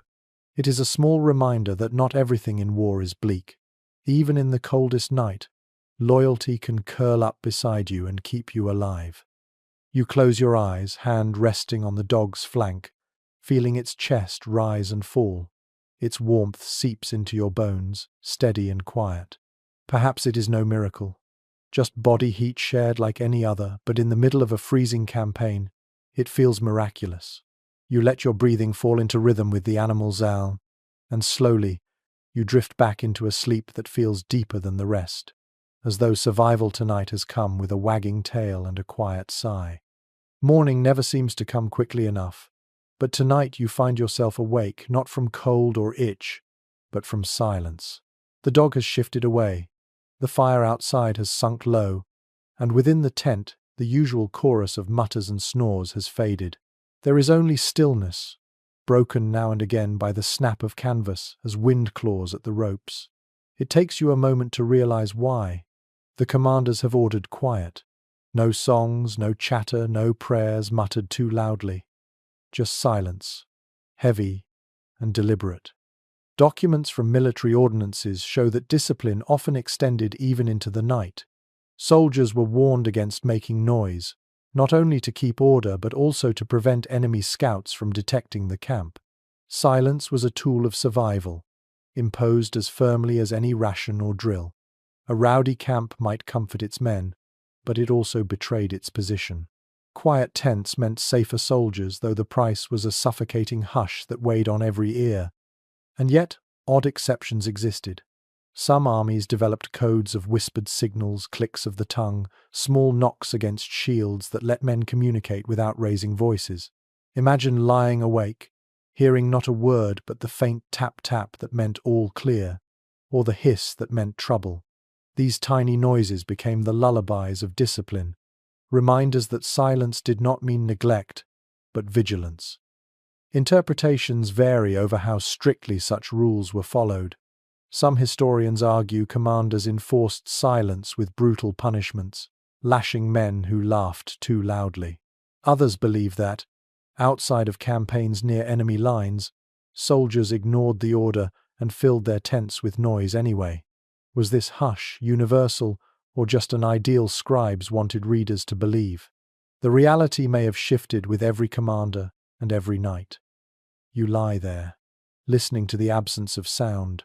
No snoring, no coughing, no whispered songs. The tent feels different without them, almost eerie. Your own heartbeat becomes loud in your ears. The dog stirs quietly, tail brushing the ground, and even that feels like a shout in the stillness. You turn, trying not to rustle your cloak, but the faint scrape of fabric seems amplified, sharp as a blade against stone. The air is heavy with the weight of unspoken words. Men breathe carefully, shallowly, as if even the act of living might break the rule. You imagine their eyes open in the dark, each man aware of the others, none daring to speak. It is a peculiar kind of intimacy stripped of chatter, reduced to the simple fact of shared breathing. Smell fills the gap where sound has been silenced. Smoke lingers like a blanket. Wool dampness clings sharp and earthy, and leather gives off its sour tang. In the absence of voices, your senses sharpen toward these odors, as if the tent itself wants to remind you that silence cannot erase discomfort. Picture the camp from above, dark mounds of tents huddled together, no songs rising, no laughter spilling out. The only sound is the wind combing through guy ropes and the occasional crack of wood in a fire smothered to embers. To an outsider, it would look like a graveyard rather than a living camp, each tent a tombstone under moonlight. And yet, there is power in the quiet. You sense the discipline binding you together, invisible but strong. In silence, men learn to endure not just cold but also stillness. They lie with thoughts unspoken, fears unsaid, prayers whispered only inside their minds. It is a different kind of survival, not by warmth, but by restraint. As you curl back into your cloak, the hush presses in, but you let it settle. Your eyelids droop, your body stiffens, and you drift not into the noisy half-dreams of other nights, but into a deeper, more disciplined sleep. The silence holds you like an iron frame, unyielding but steady, carrying you toward dawn. When dawn creeps across the horizon, it brings little warmth. The fire outside has sunk to ash. The dog has slipped away to scavenge scraps, and you notice something different in the tent. A blanket of mismatched colors spread across two men. At first you think it's their own, but no, its weave is finer, its dyes deeper, the fabric softer than anything issued to common soldiers. Then you realize what it is. Spoils. Someone has looted it, maybe from a village yesterday, maybe from a noble's baggage train. Chronicles from campaigns repeatedly mention the way soldiers scavenged bedding and blankets from conquered towns. Pillows, quilts, and rugs taken from homes ended up in muddy tents, draped across weary bodies that cared nothing for their origins. One account of the sack of Béziers describes knights dragging silken sheets into their pavilions, while foot soldiers stuffed their tents with woolen mattresses ripped from peasants' beds. War turned household comforts into survival gear, and sometimes the results were almost laughable. Men slept beneath embroidered hangings meant for church altars, or wrapped themselves in curtains hastily cut from noble halls. Imagine curling up under cloth once blessed for mass, now stinking of smoke in a soldier's tent, or a peasant's ragged quilt stuffed hastily with extra straw, passed off as a luxury because it kept out drafts. Modern historians disagree on just how widespread this practice was. Some argue it was common, because armies relied heavily on plunder for supplies. When food was taken, so were linens. Others caution that chroniclers exaggerated, focusing on gaudy stories of nobles in silk while most soldiers still froze under plain cloaks. Was looted bedding an everyday sight, or a rare stroke of luck? The truth remains uncertain, woven in scraps of evidence like the fabric itself. You shift and run your hand along the edge of the blanket near you. It feels smoother than your own cloak, the threads tight, the dye still visible even in dim light. The men sharing it sigh with relief in their sleep, their bodies tucked together under this stolen warmth. Their faces look younger, softer, as if comfort has peeled away a few years of suffering. Around the tent, others notice too. One man eyes the blanket jealously, tugging his own threadbare cloak tighter. Another spits softly, muttering that loot never falls to the poor. Yet no one moves to take it away. In this cold, to tear away warmth is almost a crime against survival itself. The blanket stays, its origins forgotten, its purpose now reduced to one thing only: keeping soldiers alive. The smell lingers differently around the looted fabric. Unlike wool reeking of smoke and sweat, it carries a faint sweetness, perhaps lavender or rosewater, once soaked into it in some forgotten chamber. The scent is faint now, barely clinging, but enough to remind you this blanket once belonged in a world of softer lives.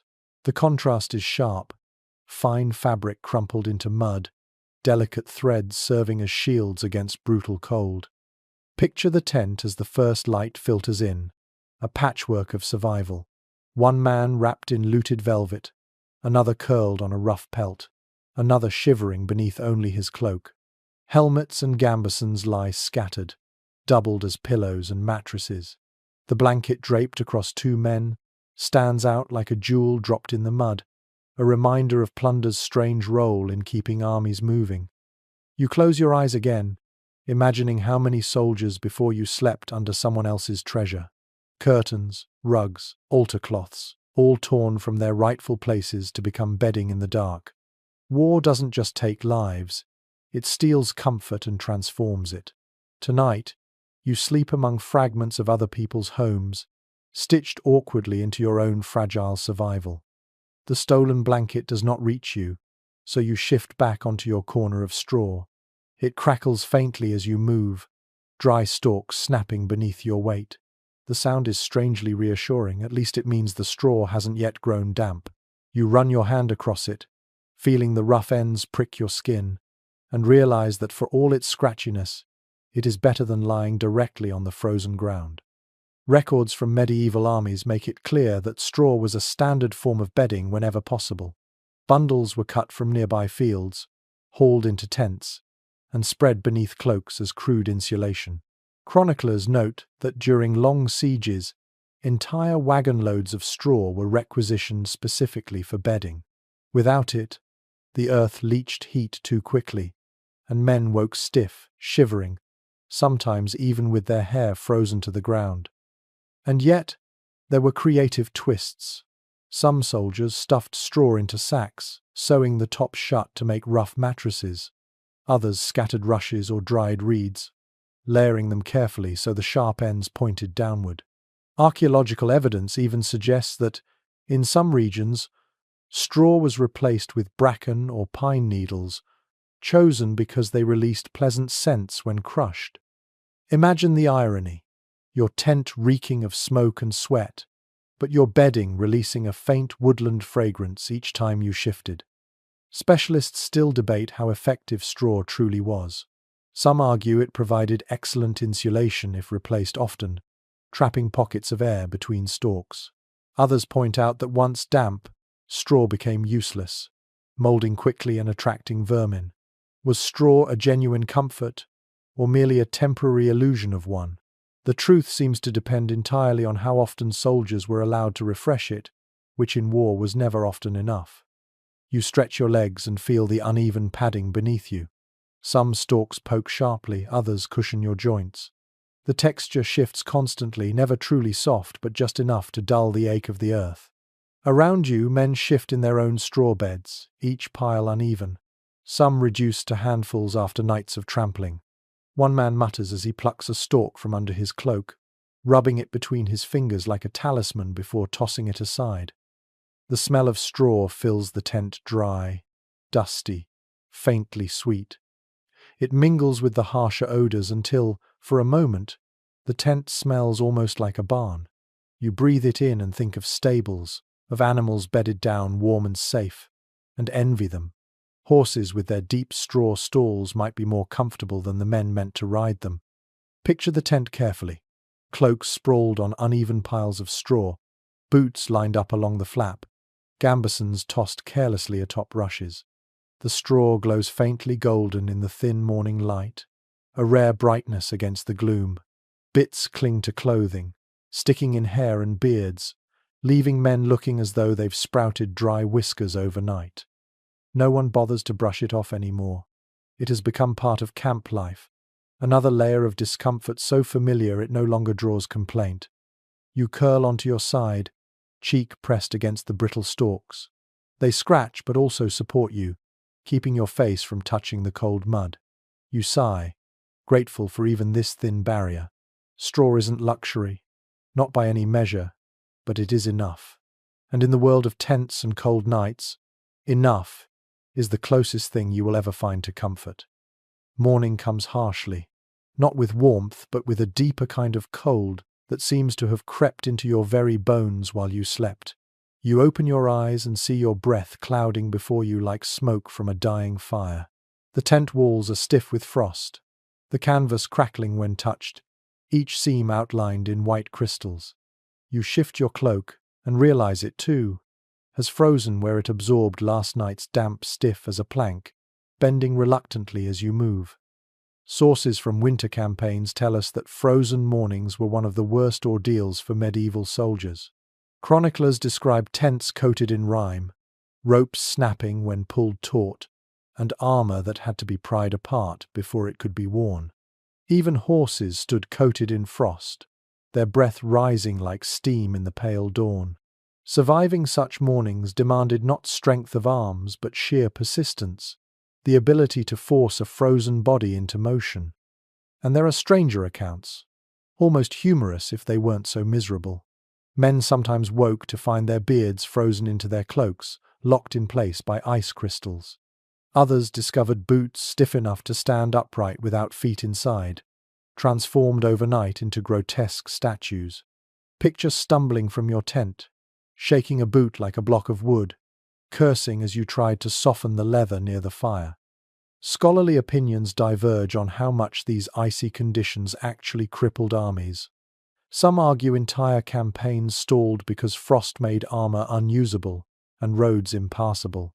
Others suggest soldiers simply endured, their movements slower but still relentless. Were frozen mornings catastrophic or just another misery among many? The evidence is too inconsistent to settle it completely.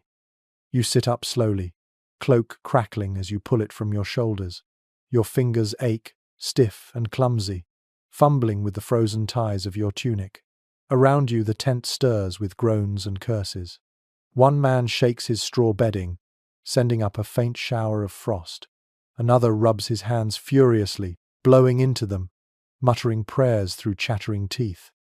Everyone looks older in this light, their faces grey and hollowed, their eyes squinting against the pale sun that promises no warmth. The smells of camp shift in the frost. Smoke hangs sharp and acrid, fresher than before, as if even the fire struggles to burn in this air. The usual stench of sweat is muted, replaced by the clean bite of cold, though beneath it lingers the faint sourness of damp wool, stiffened into ice.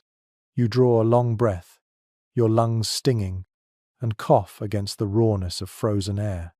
You picture yourself crawling toward the tent flap. Outside, the ground gleams silver, every blade of grass rimmed in frost. Armor lies scattered, helmets and breastplates glazed with a thin layer of ice, so cold they reflect the morning light. Horses stamp and snort, their nostrils steaming. Fires struggle, men crouched low to coax embers back to life with trembling hands. It looks less like an army than a field of statues slowly thawing. You force yourself to your feet, every joint stiff, every movement reluctant. Your boots are hard, leather cracking faintly as you walk. You lift a gauntlet from the ground and nearly drop it, shocked by how bitterly it bites into your skin. The metal feels more weapon than armor in this state, wounding the wearer before the enemy even arrives. You blow into it, rub it with your cloak, try anything to soften its cruel chill. Around you, others wage the same small battles, warming swords by the fire, tugging stiff straps into place, shaking frost from cloaks. No one speaks much. The cold steals words as surely as it steals heat. The only sounds are the crack of ice breaking, the hiss of breath, the dull groans of men pushing themselves upright. And yet, even in this misery, life continues. Someone manages a joke about statues coming to life, and a ripple of weak laughter passes through the camp. Another soldier, desperate, sets his frozen boots too close to the flames, and they smoke furiously, drawing curses and jeers. These moments of absurdity puncture the silence, proof that men can still laugh even when their teeth chatter. You pull your cloak tighter and stare at the pale sun as it climbs reluctantly into the sky. It offers light but no warmth, painting the frost in glittering patterns that almost look beautiful if beauty could coexist with numb fingers and aching lungs. You sigh, shoulders heavy, and prepare for another day. Frozen mornings may stiffen armor and crack cloaks, but they cannot stop the march. And that realization, bitter as it feels, is the only warmth you will carry until night falls again. The frozen dawn has only just begun when the order comes. March. You groan with the others, dragging your stiff body upright, wrapping your cloak tightly before stepping out into the brittle air. Every movement feels like it belongs to someone else, as if your joints are hinges rusted shut. The ground crunches underfoot, crusted with frost, each step a reminder that warmth is still hours away if it comes at all. Chroniclers repeatedly note that medieval armies rarely enjoyed the luxury of resting in camp for long. After a freezing night, soldiers were expected to lift themselves and march onward, armor clanking, tents packed, wagons creaking forward. There are descriptions of men barely able to bend their legs, hobbling like old men as commanders barked them into columns. Endurance wasn't just about surviving the night, it was about rising again at dawn and moving, no matter how broken the body felt. And then there's the stranger side of it. Accounts describe men deliberately rubbing snow on their faces in the morning to shock themselves awake. The logic was brutal but effective. The sting of ice in your eyes and cheeks forced blood to flow, jolting the body into motion. Imagine stumbling from your tent, half dead with fatigue, and scooping a handful of snow to slap across your face. It sounds like torture, but it was better than collapsing before the march even began. Experts disagree about how soldiers truly managed these daily ordeals. Some argue the sheer rhythm of war orders shouted, drums beating, columns forming dragged men into motion whether they wanted it or not. Others claim soldiers often lagged behind, straggling on roads, with commanders constantly berating them to keep up. Was morning discipline truly ironclad, or was it more chaotic than chronicles admit? The truth is probably both, rigid in theory, ragged in practice. You shoulder your bundle, the weight of cloak and gambeson pressing heavily, and join the shuffle of boots leaving camp. The fire is left to smoulder, the dog trots at the column's edge, and the tents collapse behind you, frost crackling as canvas folds. The air smells sharper out here, filled with cold earth and smoke that clings to your hair. Breath rises from hundreds of men at once, steaming like fog above the line of march. Your feet ache with each step. The boots, still damp from days past, rub against raw skin. Every soldier you pass limps slightly, their bodies stiff from sleeping half frozen. Yet the sound of movement builds. Hundreds of boots crunching, armor groaning, voices muttering. It becomes a rhythm, dragging you forward, each step pulling you farther from rest, yet closer to whatever awaits. The march feels endless. You look ahead and see nothing but cloaks hunched against the wind, spears bobbing like stalks of dead grass. Behind you, the same sight stretches to the horizon.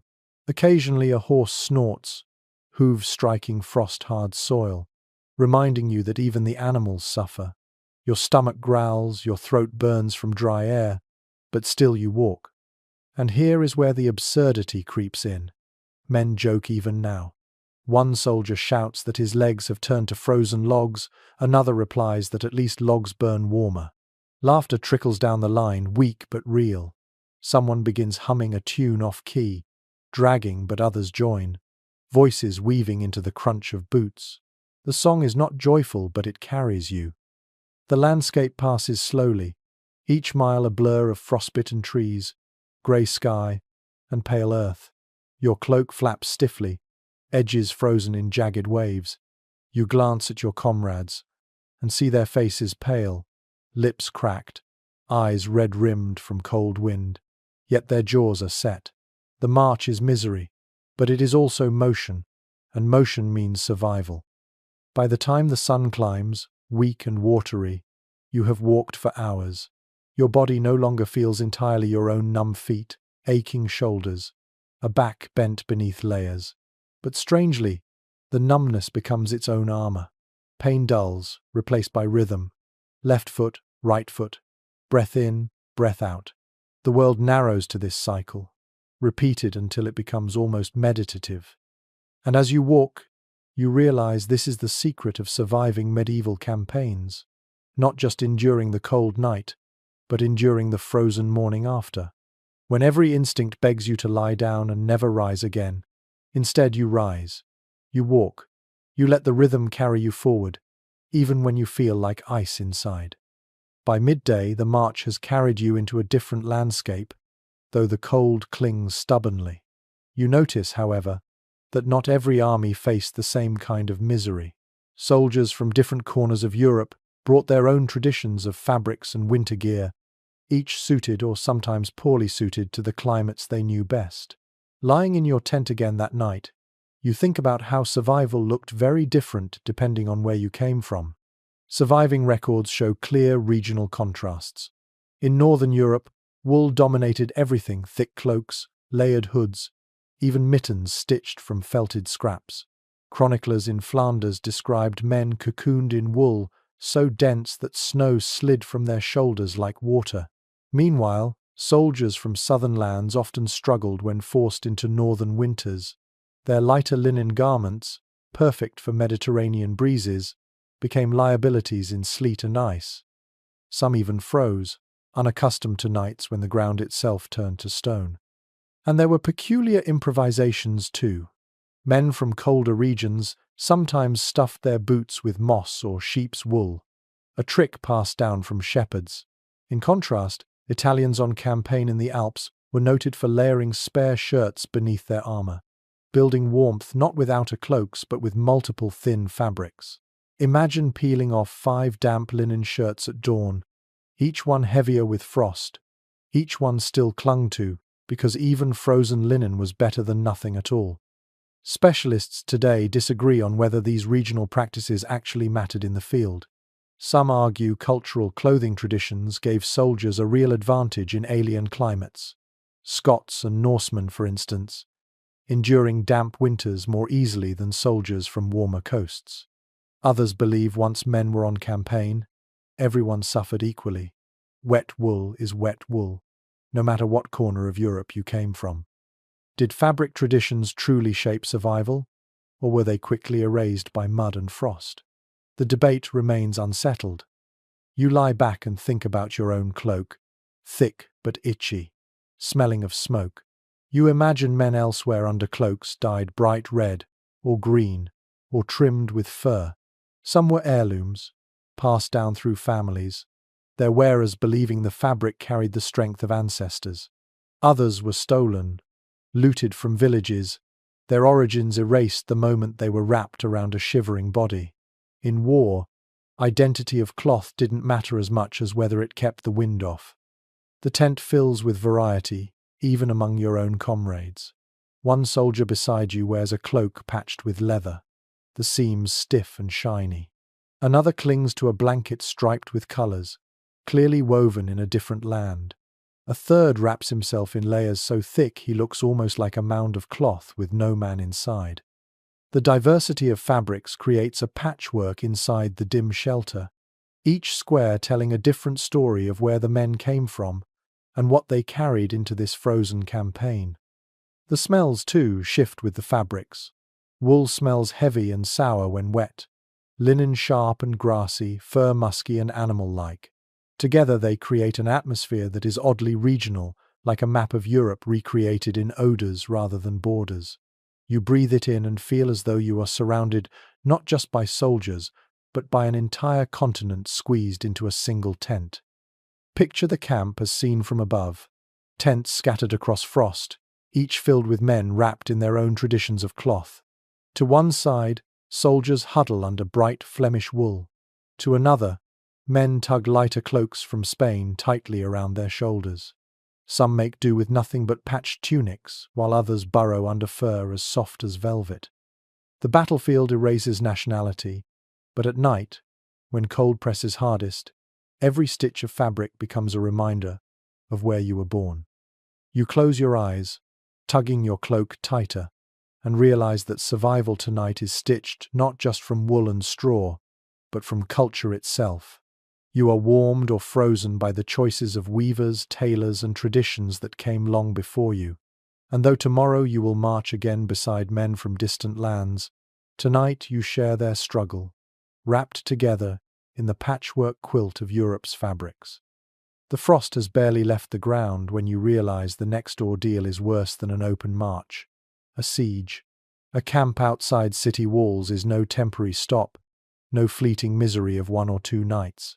It is weeks, even months, of waiting in damp trenches and dripping tents, with the cold pressing down harder every day. Here, the tent becomes less a shelter than a cage, trapping soldiers in cycles of smoke, wet earth, and endless boredom. Medieval chronicles tell us that sieges dragged on through bitter winters, forcing men to sleep in fields churned into mud and slush. Soldiers dug shallow trenches, pitched tents on makeshift platforms, and prayed their shelters would withstand storms. Accounts from the siege of Tournai in 1340 describe entire rows of tents collapsing under heavy snow, men dragging themselves out half frozen only to crawl back beneath sagging canvas. Unlike marching campaigns, there was no escape in movement, just endless nights of waiting for hunger and weather to break the enemy first. Some of the coping measures bordered on absurd. Soldiers at certain sieges built raised wooden pallets inside tents, laying cloaks and hides across them like crude bunk beds, anything to keep above the flooded ground. Others spread straw so thick it piled knee-high, only for it to rot into a swamp after days of rain. Imagine the stench: wet straw, mold, and sweat fermenting together until the air itself seemed poisonous. Researchers differ on how sustainable siege living really was. Some argue men endured surprisingly well, sustained by supply trains and communal fires. Others insist attrition from cold, illness, and filth was the true weapon of sieges, killing more soldiers than arrows. Were tents in these conditions genuine shelters, or just symbols of routine in an environment already lost to misery? The evidence points in both directions, depending on who survived to tell the tale. You picture yourself huddled in such a tent, listening to rainhammer canvas night after night. The ropes creak, the poles bow, water seeps in no matter how you patch the seams. Your cloak clings damply to your shoulders, and the straw beneath you has turned into black sludge. You shift in your sleep, and every movement squelches. It's not just uncomfortable, it feels suffocating, as though the earth itself is swallowing you. The smells intensify until they are unbearable. Acrid smoke caught beneath the tent flap, mold from rotting straw, sweat trapped in damp wool. Add to that the reek of unwashed bodies crammed into too small a space, and you understand why men grew sick so quickly. Coughs echo in the night, rattling chests like drums of disease. The tent, meant to guard life, becomes a chamber where fever spreads faster than fire. Picture the camp outside: lines of tents sagging under frost, trenches filled with brackish water, soldiers stumbling with buckets to throw it out only to see more seep in. Fires smoke stubbornly, refusing to burn properly in damp wood. Horses stand huddled, ribs showing, their breath steaming into the grey air. From the walls above, defenders watch, knowing time and weather are already allies. And yet, even here, men improvise. Some carve charms into tent poles, believing symbols of saints will hold the canvas upright. Others cluster in larger tents, pooling heat and laughter, telling stories to drown the sound of dripping water. You hear one man boast that he once slept dry for 3 nights straight, thanks to a fur cloak looted from a merchant, while another jokes bitterly that he'd trade his sword for a straw mattress that didn't rot beneath him. As you close your eyes again, listening to the wind howl across trenches, you realize that siege life was as much a battle with the elements as with enemies. Every night became an act of stubborn resistance: to lie in a leaking tent, to breathe in the stink of rot, and still to wake and endure another day. Survival wasn't measured in victories, but in the sheer will to keep living through the slow, icy grind of time. The cold that gnaws at you in northern winters is one thing, but there's another kind of cold that catches men by surprise: the desert night. You might imagine sand and heat, the glare of the sun baking the day into misery, but when darkness falls, the warmth vanishes as if stolen by invisible hands. A chill sweeps over the camp, sharper for its contrast to the blistering hours before. Men who marched all day with sweat pouring down their backs now find themselves shivering under a canopy of stars. Accounts from crusading armies in the Levant, as well as chronicles of Moorish campaigns in Spain, describe how soldiers struggled with these brutal swings in temperature.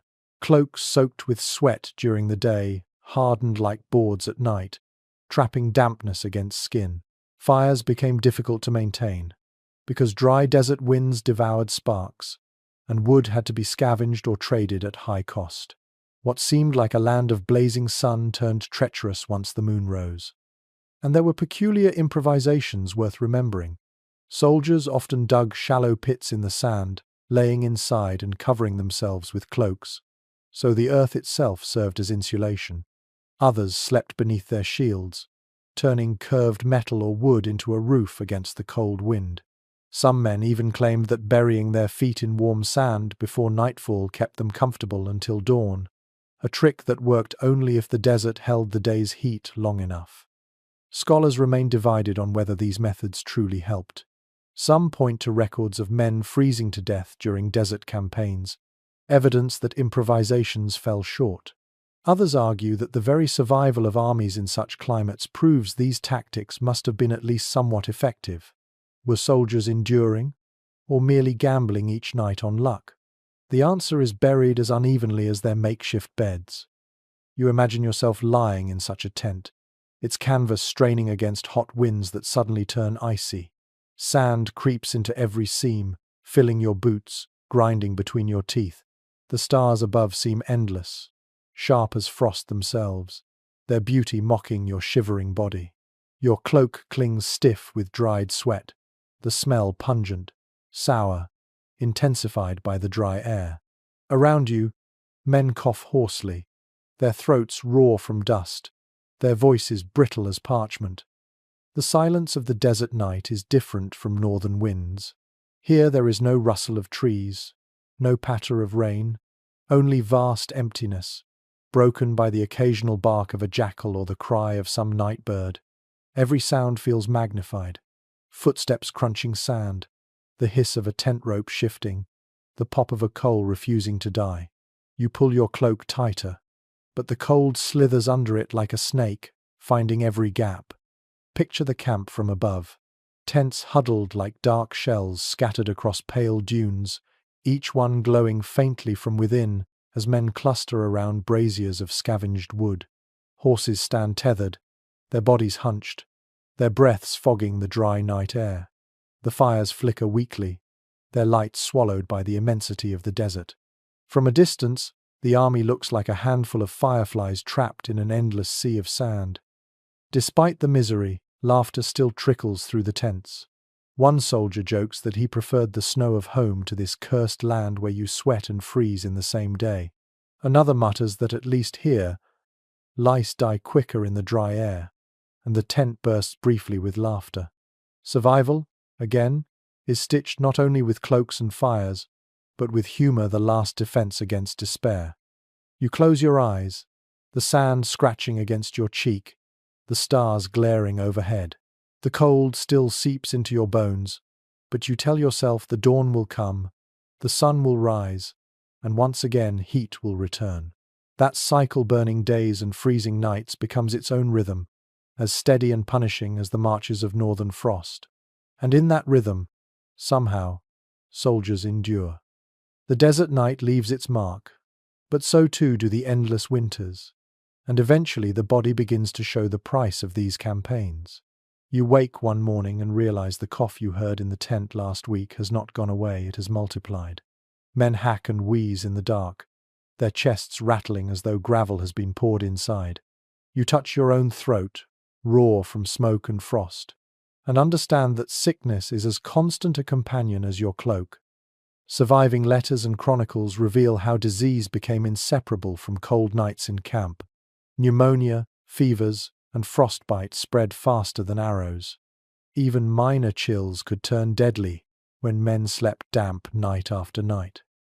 One commander in the Baltic lamented that more soldiers were buried by ice and coughs than by enemy swords. It was a truth every army knew but could not escape. Cold weakened bodies, and weakness invited sickness. And there were the stranger details, the things soldiers did to cure themselves. Some drank warm ale mixed with garlic, swearing it banished chills. Others wrapped hot stones in cloth and pressed them to their chests, hoping the heat would chase coughs away. A few even placed slices of onion in their boots, convinced the fumes travelled upward to cleanse their lungs. Imagine the stink in a tent where smoke, sweat, and onions mingled into a suffocating haze. Modern researchers are divided on just how devastating cold-induced illness was. Some argue it decimated armies, accounting for the majority of casualties in certain winters. Others suggest soldiers, hardened by lives already filled with exposure, endured sickness better than we assume. Were camps truly graveyards of coughs, or did men exaggerate their suffering in letters and chronicles? The debate continues, echoing like the coughs themselves. You lie back and listen to the symphony of illness around you. A man on your left hacks violently, spitting phlegm into the straw. Another groans, clutching his chest. whispering that his ribs feel like knives. Someone sneezes, wet and explosive, and curses immediately after. The sound is constant, layered over the crackle of the fire outside and the whistle of wind through seams. The smell has changed too. Smoke and wool still dominate, but beneath them lies the sour tang of sickness phlegm, sweat soaked with fever, the faint metallic scent of blood from cracked lips. You inhale reluctantly, each breath catching in your own chest. The tent feels smaller in this air, as though the illness itself has thickened the atmosphere. Picture the camp in this state. Men huddled, coughing into cloaks, faces pale in the dim glow. Some refuse to leave the fire, their bodies shaking violently even beside the coals. Horses stamp uneasily, as if aware the humans around them are faltering. From above, the camp looks the same, tents in rows, smoke drifting upward, but within each shelter, sickness gnaws silently. Still, men find ways to joke. One soldier, coughing so hard he nearly collapses, mutters that at least his enemies will smell his breath and flee. Another wheezes out a song, each note broken by fits of coughing, until laughter ripples weakly through the tent. Humor doesn't cure, but it loosens the grip of despair, if only for a moment. You wrap your cloak tighter, pressing it against your mouth as though it could filter the air. Your chest aches with each breath, but you tell yourself it's just smoke, just fatigue, not sickness. You close your eyes, though the coughing continues around you, filling the tent like a second kind of wind. And in that uneasy rest, you realize the truth that every medieval soldier knew. Survival was never just about keeping warm. It was about keeping illness at bay long enough to see another dawn. The coughs do not fade, but sleep still drags you under, and there in the dark you find yourself dreaming of warmth.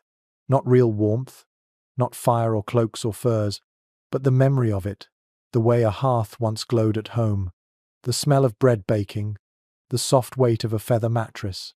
You wake for a moment and realize how cruel the mind can be. It gives you comfort in dreams, only to snatch it away when your eyes open to a damp tent and freezing breath. Writings from medieval soldiers and those who chronicled them often mention dreams and visions in the night. Some men claimed they dreamed of banquets so vividly they woke tasting meat on their tongues.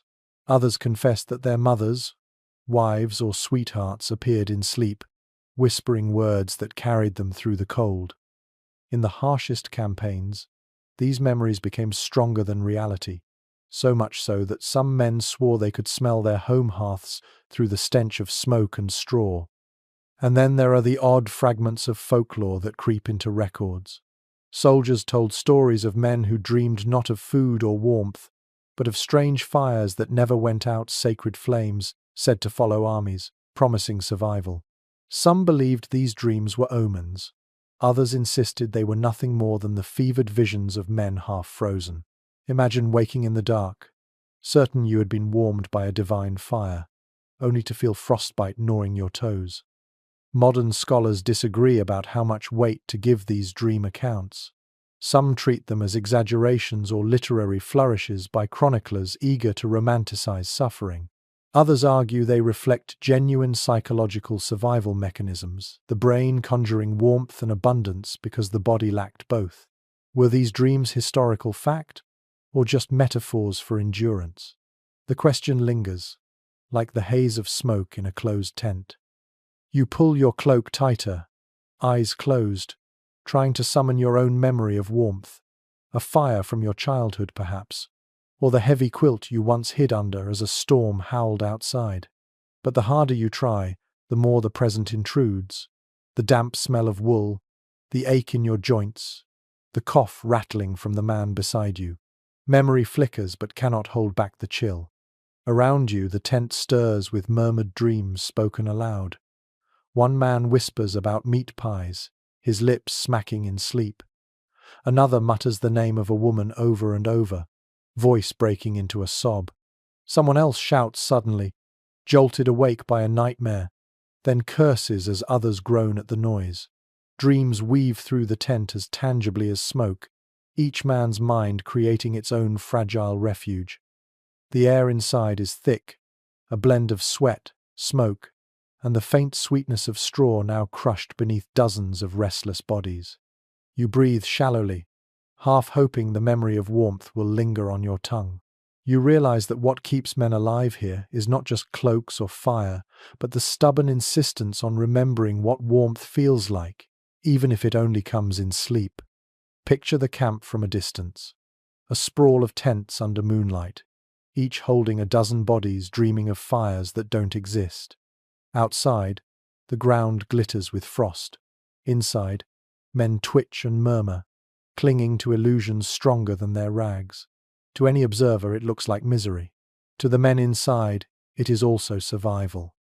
You close your eyes again, determined to hold on to some scrap of warmth, even if it's false. You let your mind wander to imagined firesides, to laughter at tables, to the glow of hearths. And though your body lies stiff and frozen on straw, your spirit floats for a moment in memory, borrowing comfort from a world far away. The dream fades, and when you open your eyes, you understand something that has been building all along. Survival in these tents has never been just about wool, or fires, or scraps of straw. It has always been about the will to keep going when the cold presses in from every side. You look around and see men still breathing, still stirring under their cloaks, and you realize endurance is as much mental as physical. Sources from medieval campaigns repeatedly stress that morale was as vital as food or fuel. Commanders wrote that an army with warm cloaks but broken spirits could crumble faster than one half-starved but still laughing. Cold nights in tents tested not only the body's resilience, but the mind's, too. Men had to convince themselves each morning that survival was worth the effort. And sometimes they used unexpected methods. Accounts describe soldiers telling jokes so crude or absurd that men laughed until tears froze on their cheeks. Others sang lullabies from their childhoods, voices cracking but determined. Some even played simple games, tossing dice in the straw, scratching patterns into frost on the canvas walls. Anything to turn misery into routine. These small acts stitched the mental fabric that cloaks alone could not provide. There is still debate among historians about which mattered more, the physical strategies of survival or the psychological ones. Some argue no charm, no song, no memory could fight frostbite. Others insist it was precisely these fragile mental rituals that carried soldiers through, allowing them to rise at dawn and march again. Did men endure because their cloaks held, or because their minds refused to break? The answer remains slippery, like smoke escaping through a tent seam. You pull your own cloak closer, not just against the cold, but as if shielding your thoughts. Around you, bodies shift restlessly.